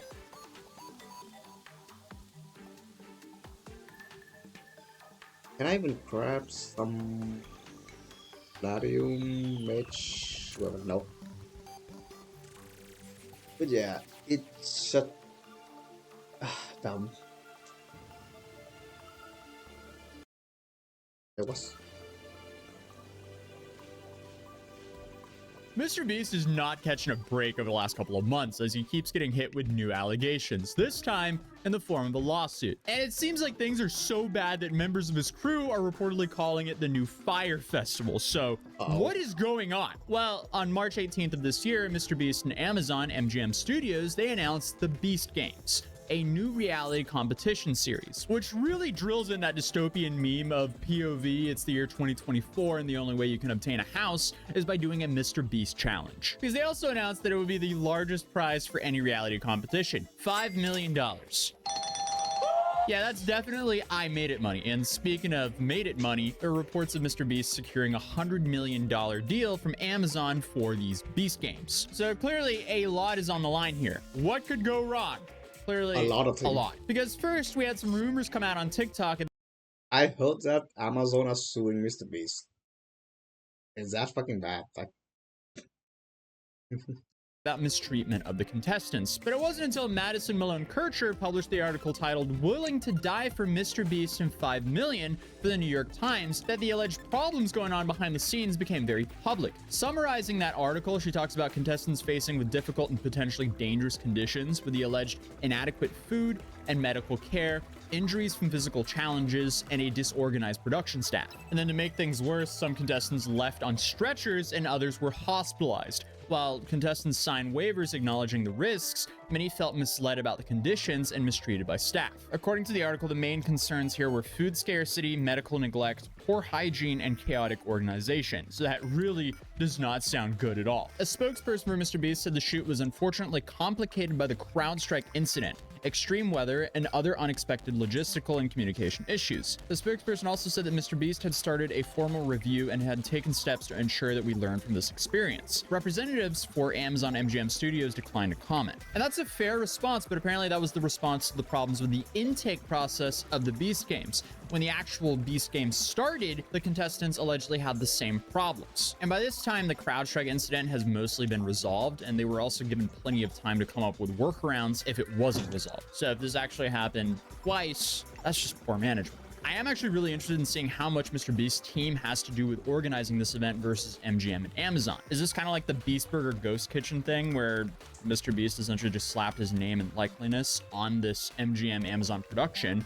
Or are MGM Amazon funding the MrBeast team to run this competition? I really want to know who's actually responsible here. But either way, this is branded after MrBeast, so it falls on his lap. Rosanna Pansino also made a bunch of videos where she was sharing the stories of alleged Beast Games contestants, but we never really had something concrete because everyone is hiding their names because of contracts and or, you know, they don't want to be sued. But that was until this lawsuit was filed the other day. Now we have some more concrete allegations, still by anonymous contestants, but since it's now in a lawsuit, one can assume they're actual contestants. But as you can see here, it's a class action suit from 5 anonymous contestants against Mr. B 2024 LLC, One Off Base LLC, and Amazon Alternative LLC. Here you can see it's a class action for failure to pay minimum wages, liquidated damages for failure to pay minimum wage, failure to pay overtime, sexual harassment, failure to prevent harassment, negligent infliction of emotional distress, failure to provide uninterrupted meal breaks, failure to provide uninterrupted rest breaks, failure to pay wages promptly upon termination, failure to provide accurate and itemized wage statements, failure to indemnify for employee expenses and losses in discharging duties,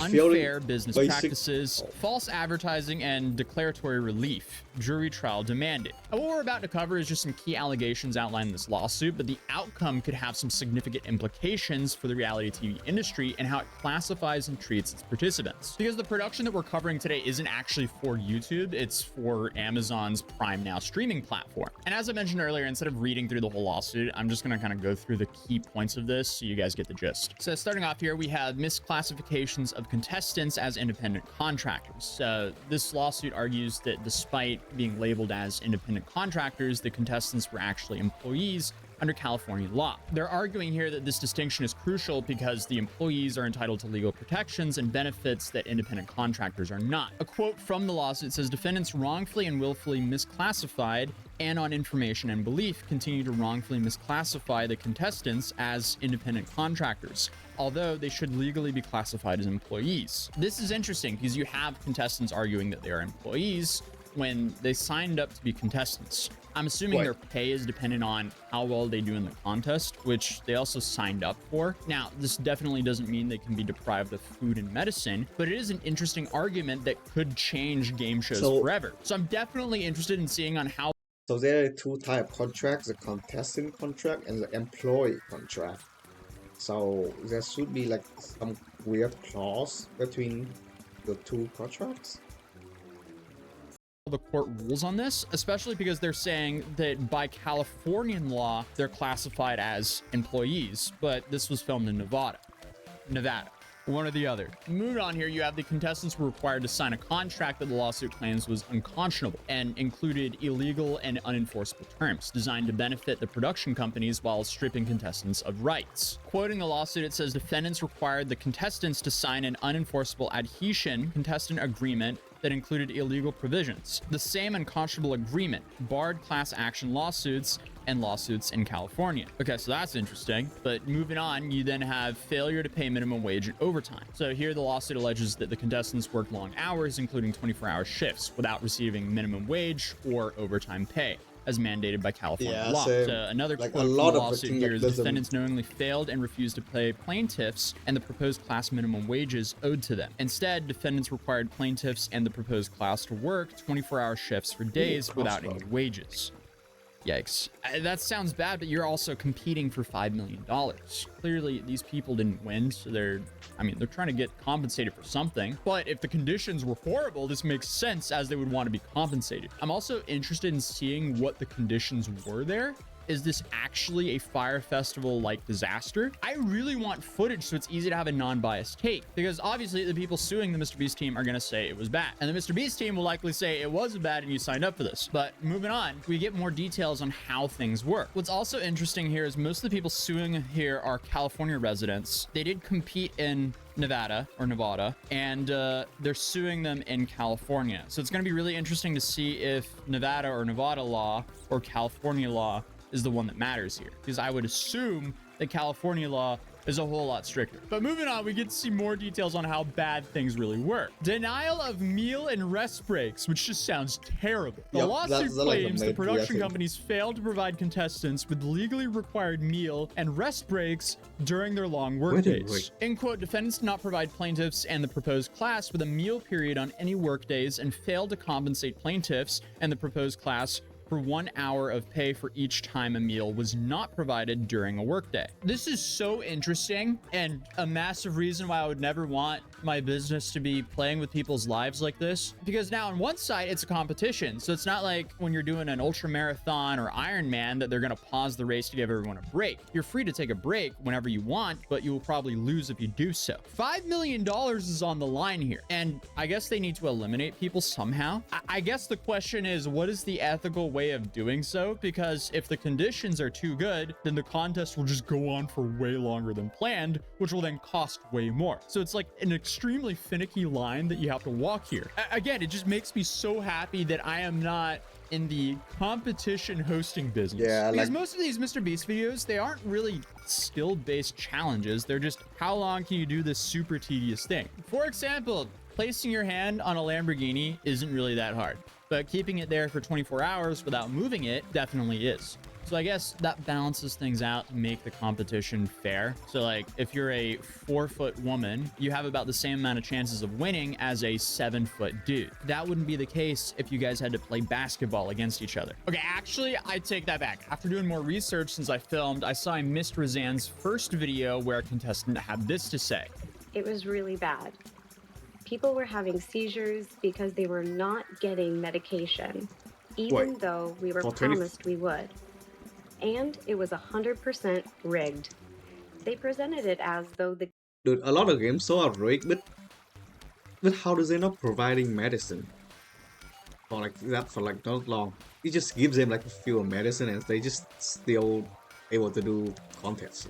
That is, yeah. Game would be like Squid Games. Basically, a type of game show where all the games are an even playing field.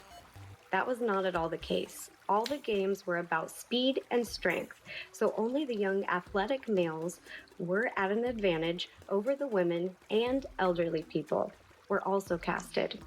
To make things worse, men started realizing that they could take out the women without being eliminated. Guys started tackling and hitting women. 2 girls were tackled and passed out on the field and were dragged off to continue filming. I saw people with broken bones, stitches, etc., and most were women. Yeah, that's a complete disaster. I have no idea how this would ever be greenlit. But moving on with the lawsuit. So I'm really interested in seeing what the competition was, what the actual conditions there are. Knowing like the MrBeast challenges, they're probably standing around in a circle for a long time in the desert, which isn't really safe either. But that's just me speculating. I don't know what was going on because we don't have any footage. But moving on to the meat and potatoes of the lawsuit, we have unsafe and inhumane working conditions. So here the lawsuit details numerous instances of alleged unsafe and inhumane working conditions, including contestants were allegedly deprived of sufficient food and water, leading to hospitalizations. That is absolutely terrible. Most people don't think hospitalization is a realistic risk when you're signing up for a reality game show. Here's the quote from the lawsuit where it says that contestants were taken to the hospital, including for dehydration. Scott Rubin of Vital Vegas reported that local Desert Springs Hospital had seen countless patients coming from the Beast Games due to a lack of food and water, and that the production had allegedly denied food to diabetics, denied water to contestants, and at least 2 individuals had seizures as a result. That is just extremely poor management and just like an absolute nightmare. Another quote saying that contestants were fed sporadically and sparsely. They were not given adequate access to hygienic products or medical care. So if the anonymous contestants were one of the ones who had seizures as a result and were sent to the hospital, because if that's true, I mean, that's impossible to defend. In that MrBeast handbook that was leaked, he had an interesting take on consultants that I feel like is contrary to what a lot of people think. As a lot of people think that the whole consultant industry is extremely bloated with large overpaid firms. Like the example of New York City not knowing to do with the trash problem they have, so they paid McKinsey a couple $1 million to say, hey, trash cans, they'll solve your issue. Who would have thought?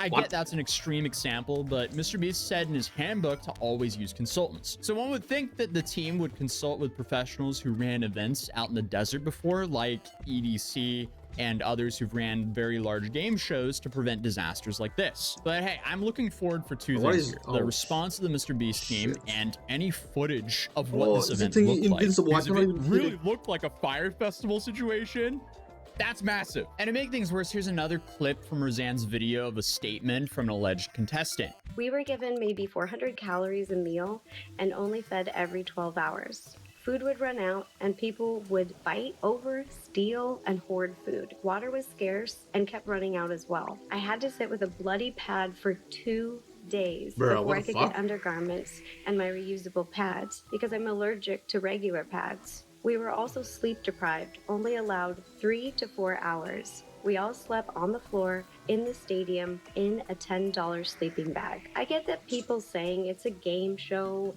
and it's not meant to be easy. I'm not saying it should be easy, but it was presented like Squid Games, where competitions were not biased and didn't exclusively cater to young athletic men. People who went signed up for Squid Games, not for American Ninja Warrior and Survivor.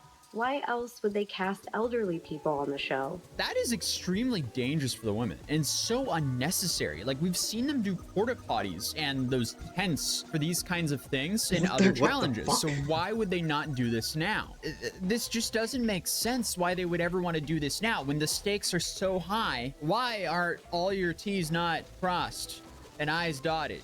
Because this is a massive slip up. It's not even just a slip up. This is a disaster.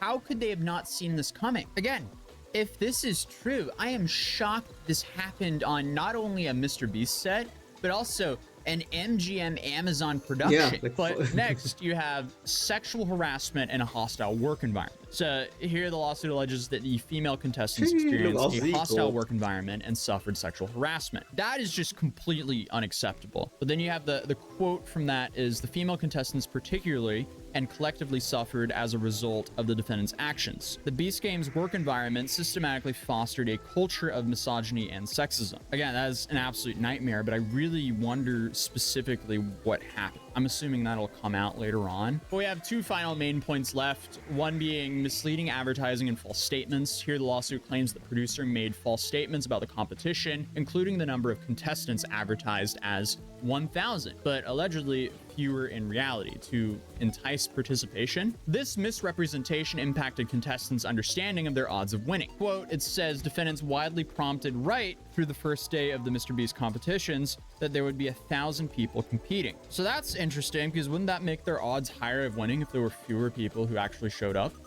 I don't know. I also saw in the interview by Rafidi, it wasn't fewer, but more. The contestant he interviewed there claimed there was supposed to be 1,000 contestants, but there were actually 2,000. But then finally you have Nevada tax credit discrepancies. The lawsuit alleges that the production companies may have misrepresented labor costs to the Nevada Film Commission to secure tax credits. Quote, defendants knowingly misclassified the contestants as independent contractors in part to obtain a tax credit from the state of Nevada, which defendants, on information and belief, would not have received if they had disclosed the production actual labor costs, including the significant labor of the contestants and the budget that they presented to the Nevada Film Commission. Yeah, I'm not a CPA or tax attorney, so I wouldn't really be able to give any valuable input here. But the last thing I wanted to add was some horrible alleged damage control that's also from the first Roseanne video I missed before my original report of this video. Again, it's alleged because I have no way of verifying these claims, as it's an anonymous person that's communicating via Roseanne.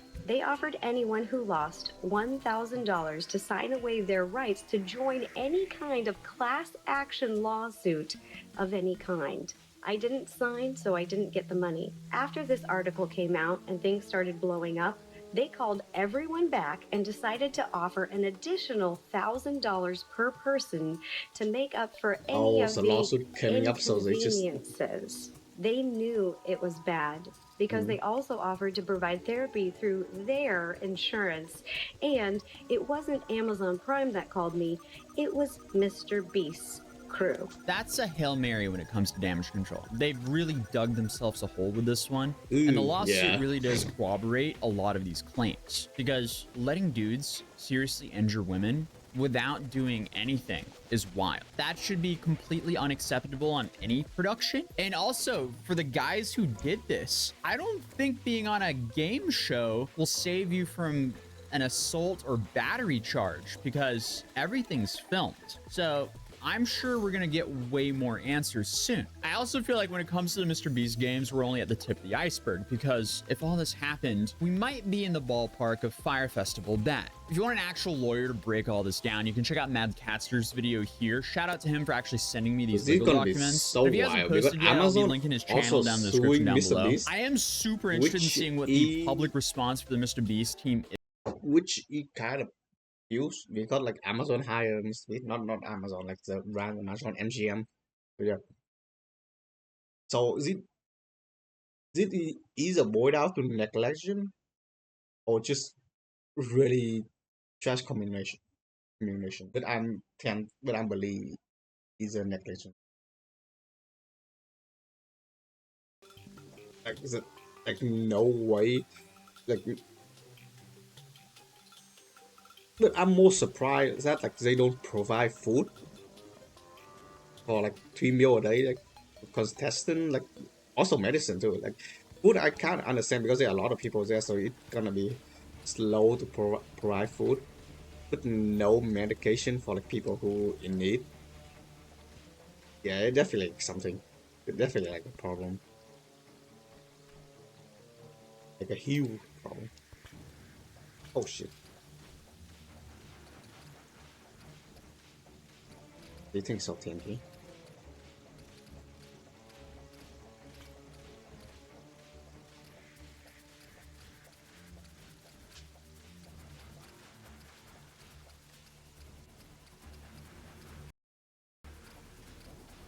This is something I've talked about on stream quite a bit, but I just want to have a dedicated rant and yapping session about it.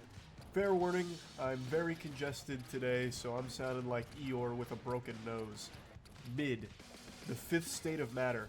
Solid, liquid, gas, plasma, mid. Ooh, if something or someone is described as mid, it means it's average or mediocre.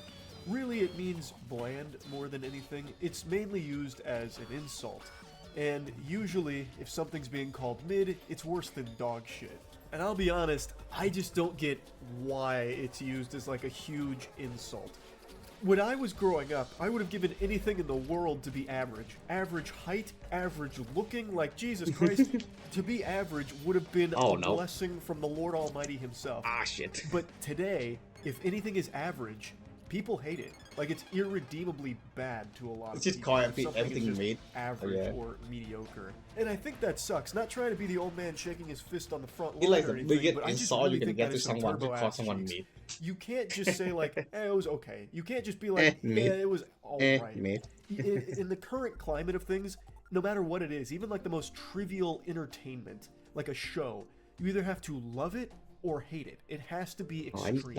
I just don't really like that at all. And people seem to get mad if anyone tries to say that something's either not the best thing they've ever seen or played, or is not the worst thing they've ever seen or played. If you just try and say like, yeah, I mean, it's not great and it's not bad, you know, it's just a forgettable experience, people don't like to hear that. Like, It feels like everything has to be combative, where it's you're either with us or against us. You either love it, you either hate it, and there's no in between, so choose a side. I don't understand why everything has to be a battlefield, even an opinion on like fucking trivial entertainment properties like games or movies or anime or some shit like that. It's so weird. There are things that are just mediocre, and that's not a crime. Like, there's nothing wrong with things that are just average, or even a little below average, or slightly above average. All just being roped into this wonderful nexus of mid. Of course, there is a point of no return when it comes to mediocrity, though. This force of nature has got a lot of nuance to it. If there's something that is so painfully average, so safe, so boring, so bland, like Raisin Bran of entertainment properties, then it becomes much worse than if it had just been bad. Because there is something called so bad it's good. One of my favorite phenomenons. I love dog shit media. Some of my favorite movies, like Moonfall, are objectively horrible movies. And I love them because they are so bad they're good. But I have never had a movie or a game that I played that is so average that I fall in love with it. There is a point where a 5 out of 10 or a 6 out of 10 game is so boring that it's much more miserable to experience than something that's like a 1 out of 10 or a 2 out of 10, you know what I mean? So there is definitely like some wiggle room here. But overall, when something is mid, I don't view it as like, you know, something not worth experiencing at all, like this super negative thing. To me, I've just always viewed it as, oh, okay, so this would be just kind of average. Kind of just like, okay, maybe I'll enjoy it for a little bit and not think about it ever again. You know what I mean? The reason that I'm talking about this, what brought it up, is I finished Anotria last night, and I posted a video today, which is just like my whole playthrough condensed into 2 hours. It's a new Souls-like game, and it is the very definition, a textbook example of mid. It's janky, it's unpolished, feels unfinished at points. There is no enemy variety at all, or weapon variety for that matter. There's only like 4 unique enemies in the whole game. There's more variety in the wrinkles on my nutsack than there is in Anotria's enemies. A lot of the bosses just reuse the exact same moveset. Most of the bosses are just normal enemies with a larger health bar. There's a lot of flaws with the game. There is some things to like about it though. The aesthetic is nice. The combat sometimes when it's working feels good. The mass system has a lot of potential if they explore that further with their upcoming games. This is also the company's first game, and it's an overall decent attempt at a Souls-like. It is right down the middle of being an average Souls-like slop. It is nothing special. It's not atrocious, like a lot of people are preaching that it is, saying that it is an unplayable pile of garbage. Though there is one game-breaking bug in it that I'm aware of, where sometimes some players aren't getting a ladder that spawns at the end of the game, meaning they can't finish the game. You can't restart the game or anything, it just never spawns if you get unlucky, so you have to redo the entire game starting with a new character. That's a huge problem. That's an unforgivable problem. I agree with that sentiment. But when the game works, you know, if you got lucky and got to finish the game, it's an okay experience. And there's nothing wrong with that. So I posted that video, and I said the initial title was, this new Souls game isn't as bad as everyone's saying, because everyone was saying that this is up there with like some of the super stinkers of the industry, like the original Lords of the Fallen games, stuff like that. And that's just super exaggeratory. It's not that bad. It's not good, it's not bad, it's mid. And when I had that as a title, a lot of the comments were getting mad at me saying I was clickbaiting them, saying, Charles literally says in the video that it's mid, yet he says it's not as bad as people are saying in the title. What the fuck is this? Why is he lying? There was no fucking fibs there. There was no falsehoods. The game isn't as bad as a lot of people are making it out to be. It's just a mediocre game. And for a studio's first attempt at a Souls-like, it's pretty decent in that regard. But overall, people don't it's like just a mediocre mid game. Like, it's not the worst game ever. At all. It's not. So, yeah, I don't think it's as bad as a lot of people are saying that it is. I changed the title to mid because maybe that's more explanatory, but I don't view it as a super negative thing for something to be mid. Like I said, there is some wiggle room there where some things are just so mid that they're much worse than things that are objectively stinkier than them. But when it comes to things like Anotria, I mean it in the truest sense of the word. It is just an average game. It's got flaws, it's got...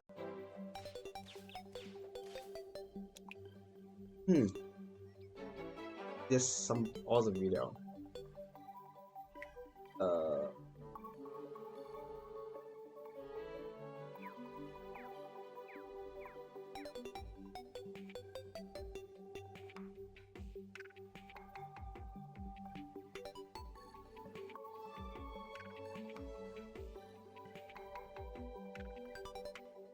Yeah.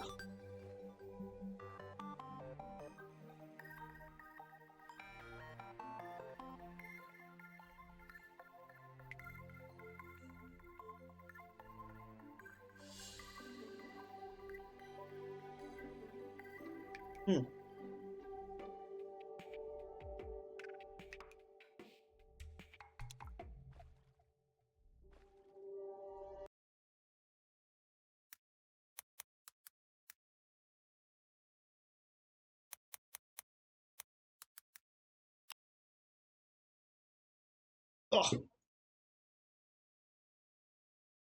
The unknown gangs that terrorizing Japan. That weird.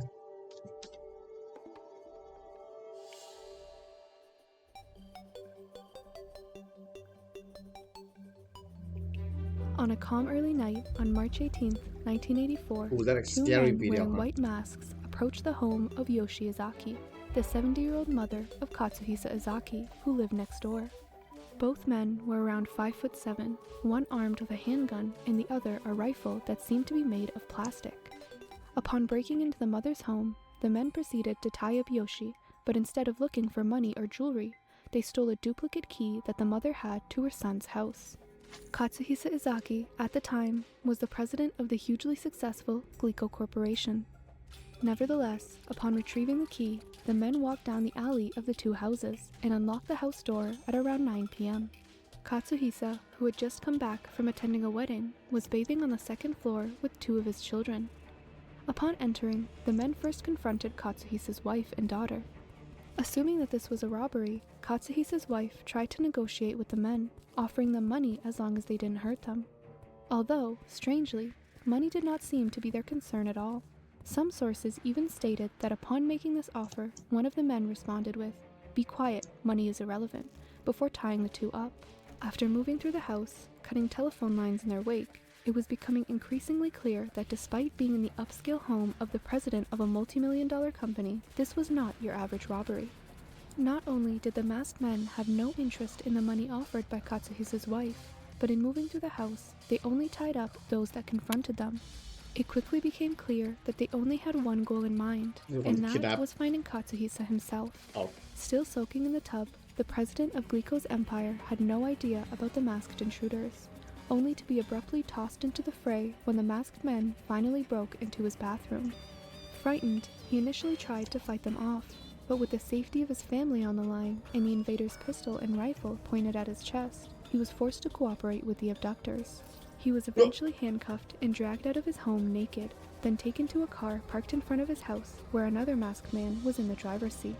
Finally, with the two masked intruders and the driver having successfully captured Katsuhisa, the abduction was complete. This incident in 1984 would be the first of many crimes that the group, later naming themselves the Monster with 21 Faces, would commit, leaving a trail of fear and mystery in their wake, and creating one of the most notorious unsolved cases in Japanese criminal history. The Monster with 21 sound kind of edgy. It's just a bunch of yeah. I think it started with few people, but a lot Within of people 10 kind minutes of of just kick it on Katsuhisa's it. abduction, his wife, who'd been tied up by the intruders and locked in a bathroom, had managed to free herself. At this point, she didn't know that Katsuhisa had been kidnapped, or even whether the intruders were still in the house. But despite this, she cautiously found her way to the first working phone she could find, as most of their phone lines had been cut, and called the police. But she only reported a break-in and a robbery, and it was only when she went upstairs to the bathroom and saw that Katsuhisa was missing that she realized that this was a kidnapping. The first Nishinomiya police arrived at around 10:07 p.m., around an hour after the kidnapping. But at this point, neither the police nor the family knew who the intruders were or why anyone would think to kidnap the president of Izaki Glico. As mentioned earlier, the intruders denied the money offered by Katsuhisa's wife and allegedly said money is irrelevant. And if the motive was to demand a ransom, then why not kidnap Katsuhisa's children, who would most likely put up less of a fight? Nevertheless, the first hint regarding a motive that the intruders gave to police was an eerie phone call.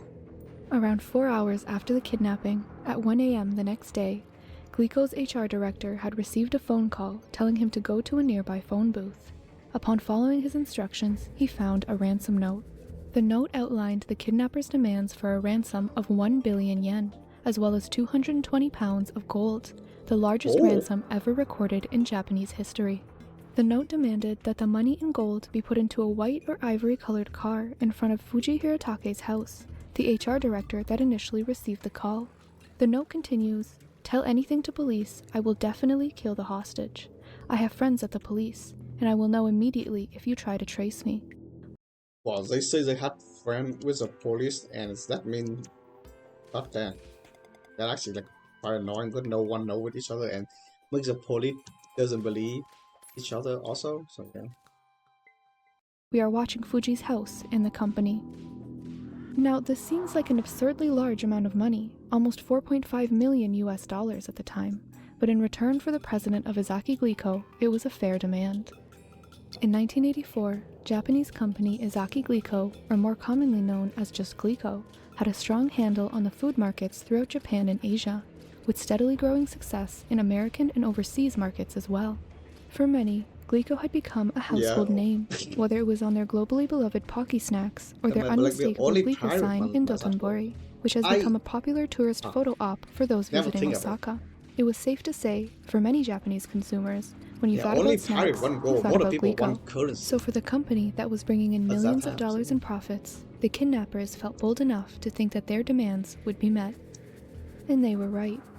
By 5 p.m. the next day, on March 19th, Glico had amassed the money and gold and placed it in a truck, parked in front of Fuji's house, just as the kidnappers had demanded.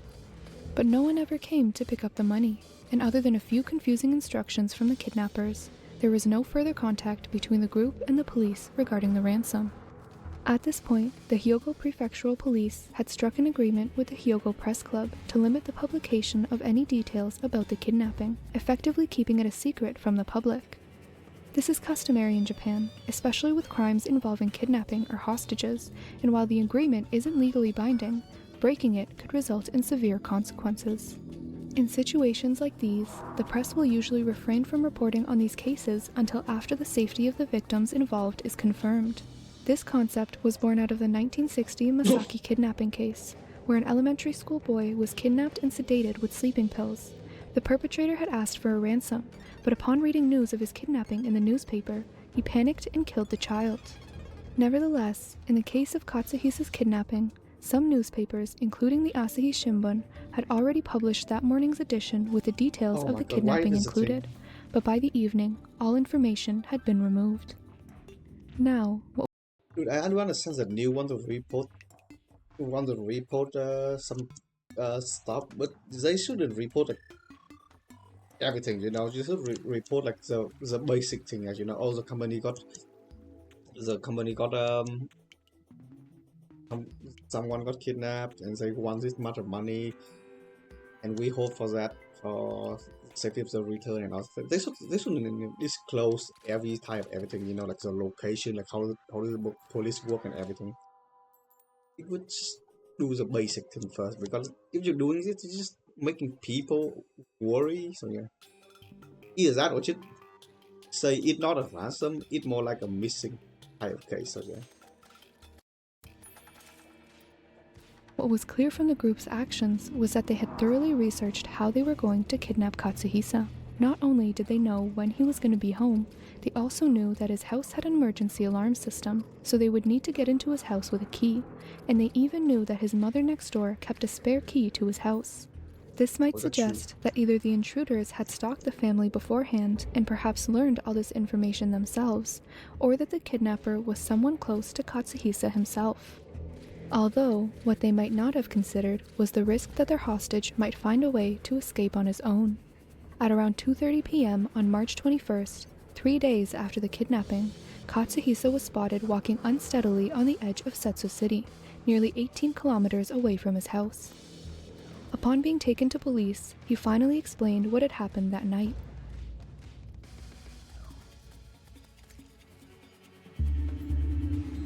After being blindfolded and forced into a car with the criminals, they'd taken Katsuhisa to a practically abandoned small warehouse. The 2-floor building warehoused sandbags and ropes in preparation for a flood, but because it never needed to be used, it was rarely ever visited. Katsuhisa said that he was fed juice and crackers, and was told that his daughter had also been kidnapped, which wasn't true. He was often forced to speak into a tape recorder, which was then used by the criminals to make the phone calls mentioned previously. The captors had given him a large black overcoat and a ski hat to wear while he was in the warehouse. These items of clothing would later be shown to the public to find out where they were bought. When asked how he escaped, he said after a few hours of being left alone, he'd been able to wiggle out of the rope tying his arms and legs, and then found a door that was only kept shut by a few rusty bolts, which he was able to kick open. The same day he escaped, Katsuhisa explained his kidnapping at a press conference. ありません。顔は覆面してましたから全くそうですわかりません。見てないです。はい。 Now, although there were subsequent investigations into the criminals and the legitimacy of Katsuhisa's claims, the ordeal was effectively put to rest. But it wouldn't take more than 2 weeks until the group contacted Katsuhisa again, this time through a letter sent to his house. Dear Katsuhisa, do not show this to the police. How dare you break our promise and run away from us? My people are really mad at you. Some people are telling me to kill your daughter as promised. There are also people telling me to abduct you again and wash your face with some hydrochloric acid. The letter then goes on to try and blackmail Katsuhisa. I took 5 Polaroids of you in the cottage. There are some embarrassing naked pictures of you too. I'm sure Focus would buy that for 5 million yen. I'm sure the tape I sent along with this would sell for a high price too. And finally, the letter goes on to mention another ransom. Combining the fee for the picture and the tape, it's going to be 10 million yen per person in your family. So for 6 people, it's going to be 60 million yen, followed by instructions on the location of the money handoff. After receiving the letter, Katsuhisa immediately notified police, who then attempted to set up an ambush at the time and place the cash handoff was supposed to happen. But again, the criminals never showed up. That same day, a letter was received by various newspapers. To Japanese police fools, are you stupid? There's so many of you. What on earth are you doing? If you are real pros, try catching me. There's too much handicap, so I will give you a hint. There's no fellows in the Izaki's relatives, there's no fellows in the Nishinomiya police, and there's no fellows in Flood Fighting Corps. Car I used is gray. Food was bought at Daiei. If you want new info, beg for it in the newspaper. After telling you all this, you should be able to catch me. If you don't, you are tax thieves. Shall I kidnap the head director of the prefectural police? This was the first of many letters that would be sent to the press. And as tensions escalated between the police and the elusive criminals, the group would strike again. On April 10th, around a month after the kidnapping, a fire broke out at the Glico headquarters in Osaka. Different sources disagree on what exactly started the fire, but whatever it was, the fire quickly engulfed the prototype room of the headquarters and eventually spread to a locker room nearby. The culprit had entered through a small side gate, which was left unlocked as employees were coming and going. Although police were contacted swiftly, by the time they arrived, the prototype building had already been leveled. At the same time, 3 kilometers away at Glico's nutrition division, a company car was set on fire in their parking lot, but this one, fortunately, was found and extinguished quickly, without extensive damage to the vehicle or surroundings. Although these 2 fires were not the only strange occurrences the police had to deal with during that night. Throughout the evening, police radios began emitting intermittent beeping noises. Assuming this was just regular radio interference, the officers pressed on with their communications, until, at around 10 p.m., a voice was heard from over the radio. A male voice seemed to be repeating the same few phrases over and over again. Get serious. Are you an idiot? Caramel, huh? This interference continued for about 30 minutes until it abruptly stopped. Although police did not know this at the time, a few months later, the source would be discovered to be a man in his early 30s, who had begun transmitting hundreds of signals to jam police radios. Despite this, he was never found to have any connection with the monster with 21 faces. These events made it clear that the group, who at this point hadn't given themselves a name, were launching targeted attacks at Glico specifically. The police, at this point, designated the case as Metropolitan Designated Case 114, a designation usually only given to serious crimes that occur across different prefectures. In the following days, the criminal group would write more letters, but instead of sending them to Katsuhisa again, who would most likely immediately tell the police, they sent it to Kiriko Fujisawa, the corporate auditor for Glico. Hurry up and give us the money. We've prepared a bath of hydrochloric acid. We'll kill the kids before putting them in the bath. The adults will go in the bath alive. At this point, the main goal of the criminal group was to get Glico to publish an ad in the missing persons section of various newspapers to signal to the group that they're willing to pay the money. After this, the letters instruct Glico to prepare 120 million yen, double what they asked for last time, because you betrayed us, so we're going to double the money. Once they do this, the letters say, we will never contact each other again. Desperate to end the harassment, 3 days later, on April 19th, Glico had put an ad in the newspaper just as the criminals had asked. This prompted another letter 3 days later, again sent to Kiriko, the corporate auditor. I'm proud of you for making a decision. I won't tell the police or the media about this deal, so make sure you bring the money. They then explain that in 2 days, on April 24th, they should wait outside of a restaurant in downtown Kozushima, and they'll receive a call with more instructions. This letter was also the first time that the group signed off with the name The Monster with 21 Faces, a reference to a villain in an old children's mystery series. The Fiend with 20 Faces, as he was called, was a master of disguise and usually stole to demonstrate his power, not out of the need for money. From now on, we'll call the group The Monster.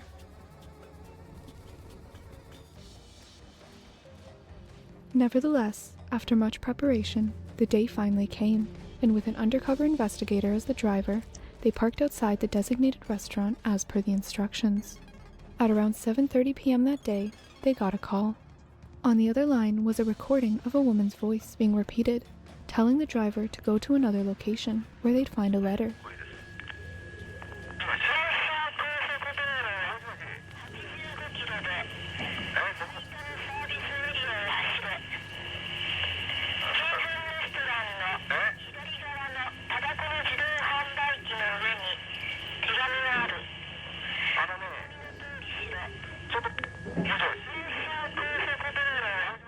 This letter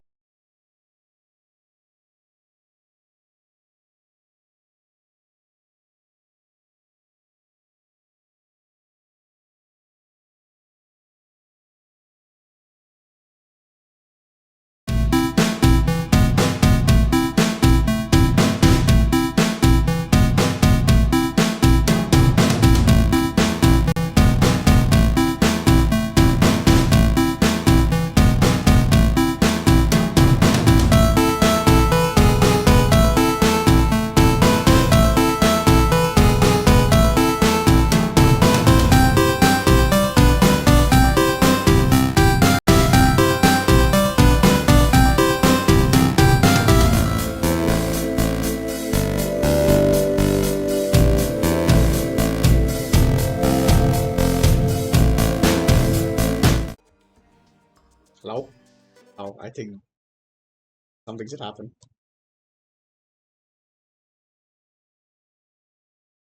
letter instructed the driver to go to yet another location where he'd find yet another letter. But upon reaching the marked telephone booth in Takatsuki Station, where he'd been instructed to go, no letter was found, and there was no further contact with the criminal group. Police decided to call off the operation at around 11 p.m., around 3.5 hours after the initial phone call. After this failed transaction, the monster would go silent for over 2 weeks. However, upon receiving the next letter, it became clear why. Various newspapers on May 10th had received the next letter. Glico is so annoying, so I injected 2 with 0.05 grams of hydrogen cyanide in the stores in the area between Nagoya and Okayama.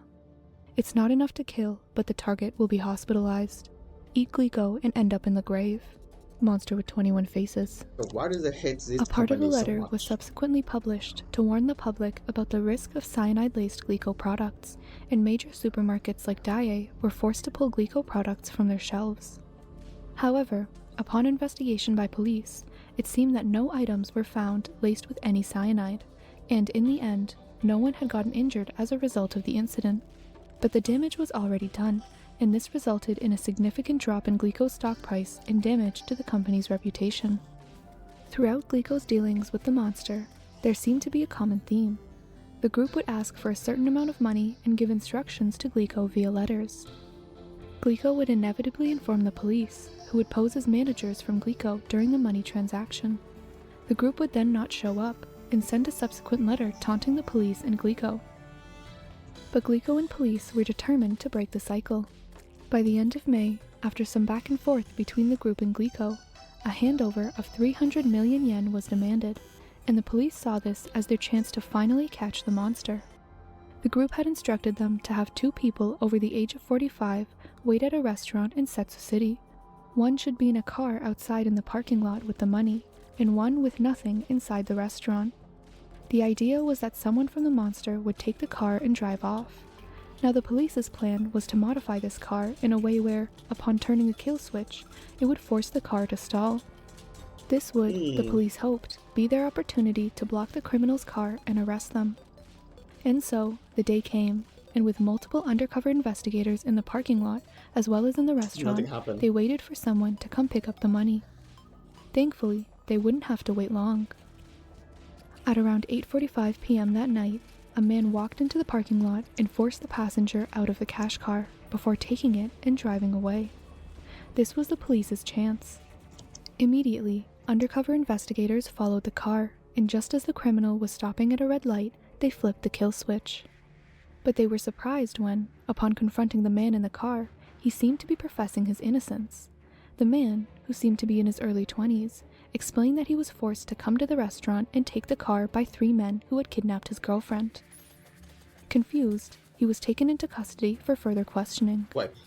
There, he explained that around an hour earlier, he'd been on a date with his girlfriend along the Yodo River, coincidentally only 3 kilometers away from the restaurant he would later be forced to go to.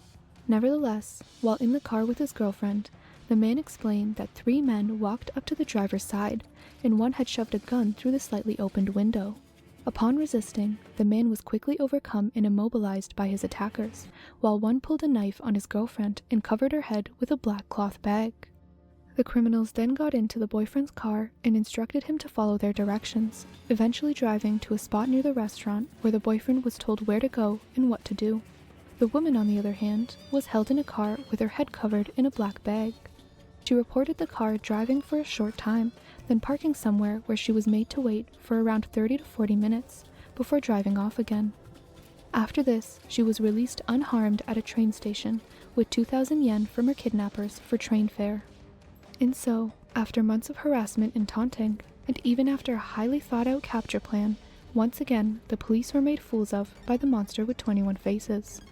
For months now, this group had been taunting the organization and police with ominous letters, poison products, and a game of cat and mouse any time they asked for money. Yes, it seemed as though their objective was more than just monetary gain, but the complete humiliation of Glico and Japanese police, and it seemed that their plan was working. With Glico's stock prices plummeting, the company was now also facing hundreds of staff layoffs, losing not only the shareholders' trust, but also the people's. Now, after this incident, the police launched a massive investigation, questioning almost 800,000 households in and around Setsu City, where the restaurant was located. According to some sources, almost 1/5 of Japan's full police force were mobilized to find the monster throughout the over 1-year-long investigation period. They quickly found the stolen car that the monster had used the night of the operation. In it, they found a paring knife with its sheath and a blindfold.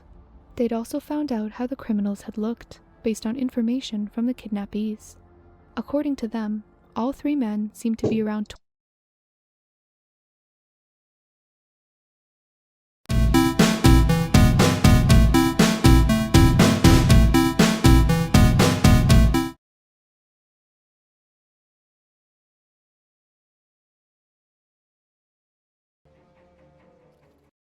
25 to 30 years old, with at least 2 of them wearing masks. One of them was remembered to be skinny, and another with a deep voice. But these broad characteristics didn't narrow down the search by much, and the police still had no ideas as to who the group was.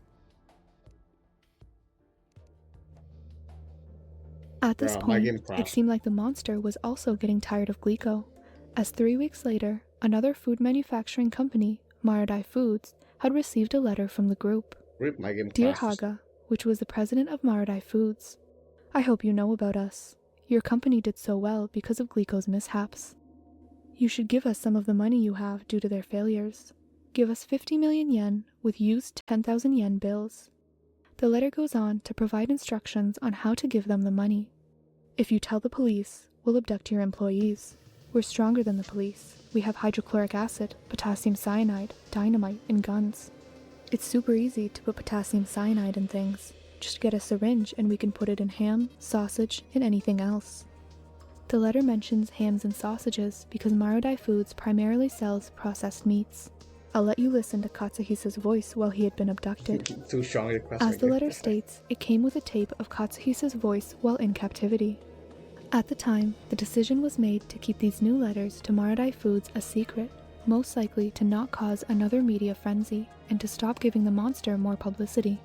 But before Marodai Foods could even respond, another letter was sent out to various newspapers in Osaka, but this one was surprising and almost comedic, in contrast to their previous letters. To our fans throughout Japan, we're satisfied.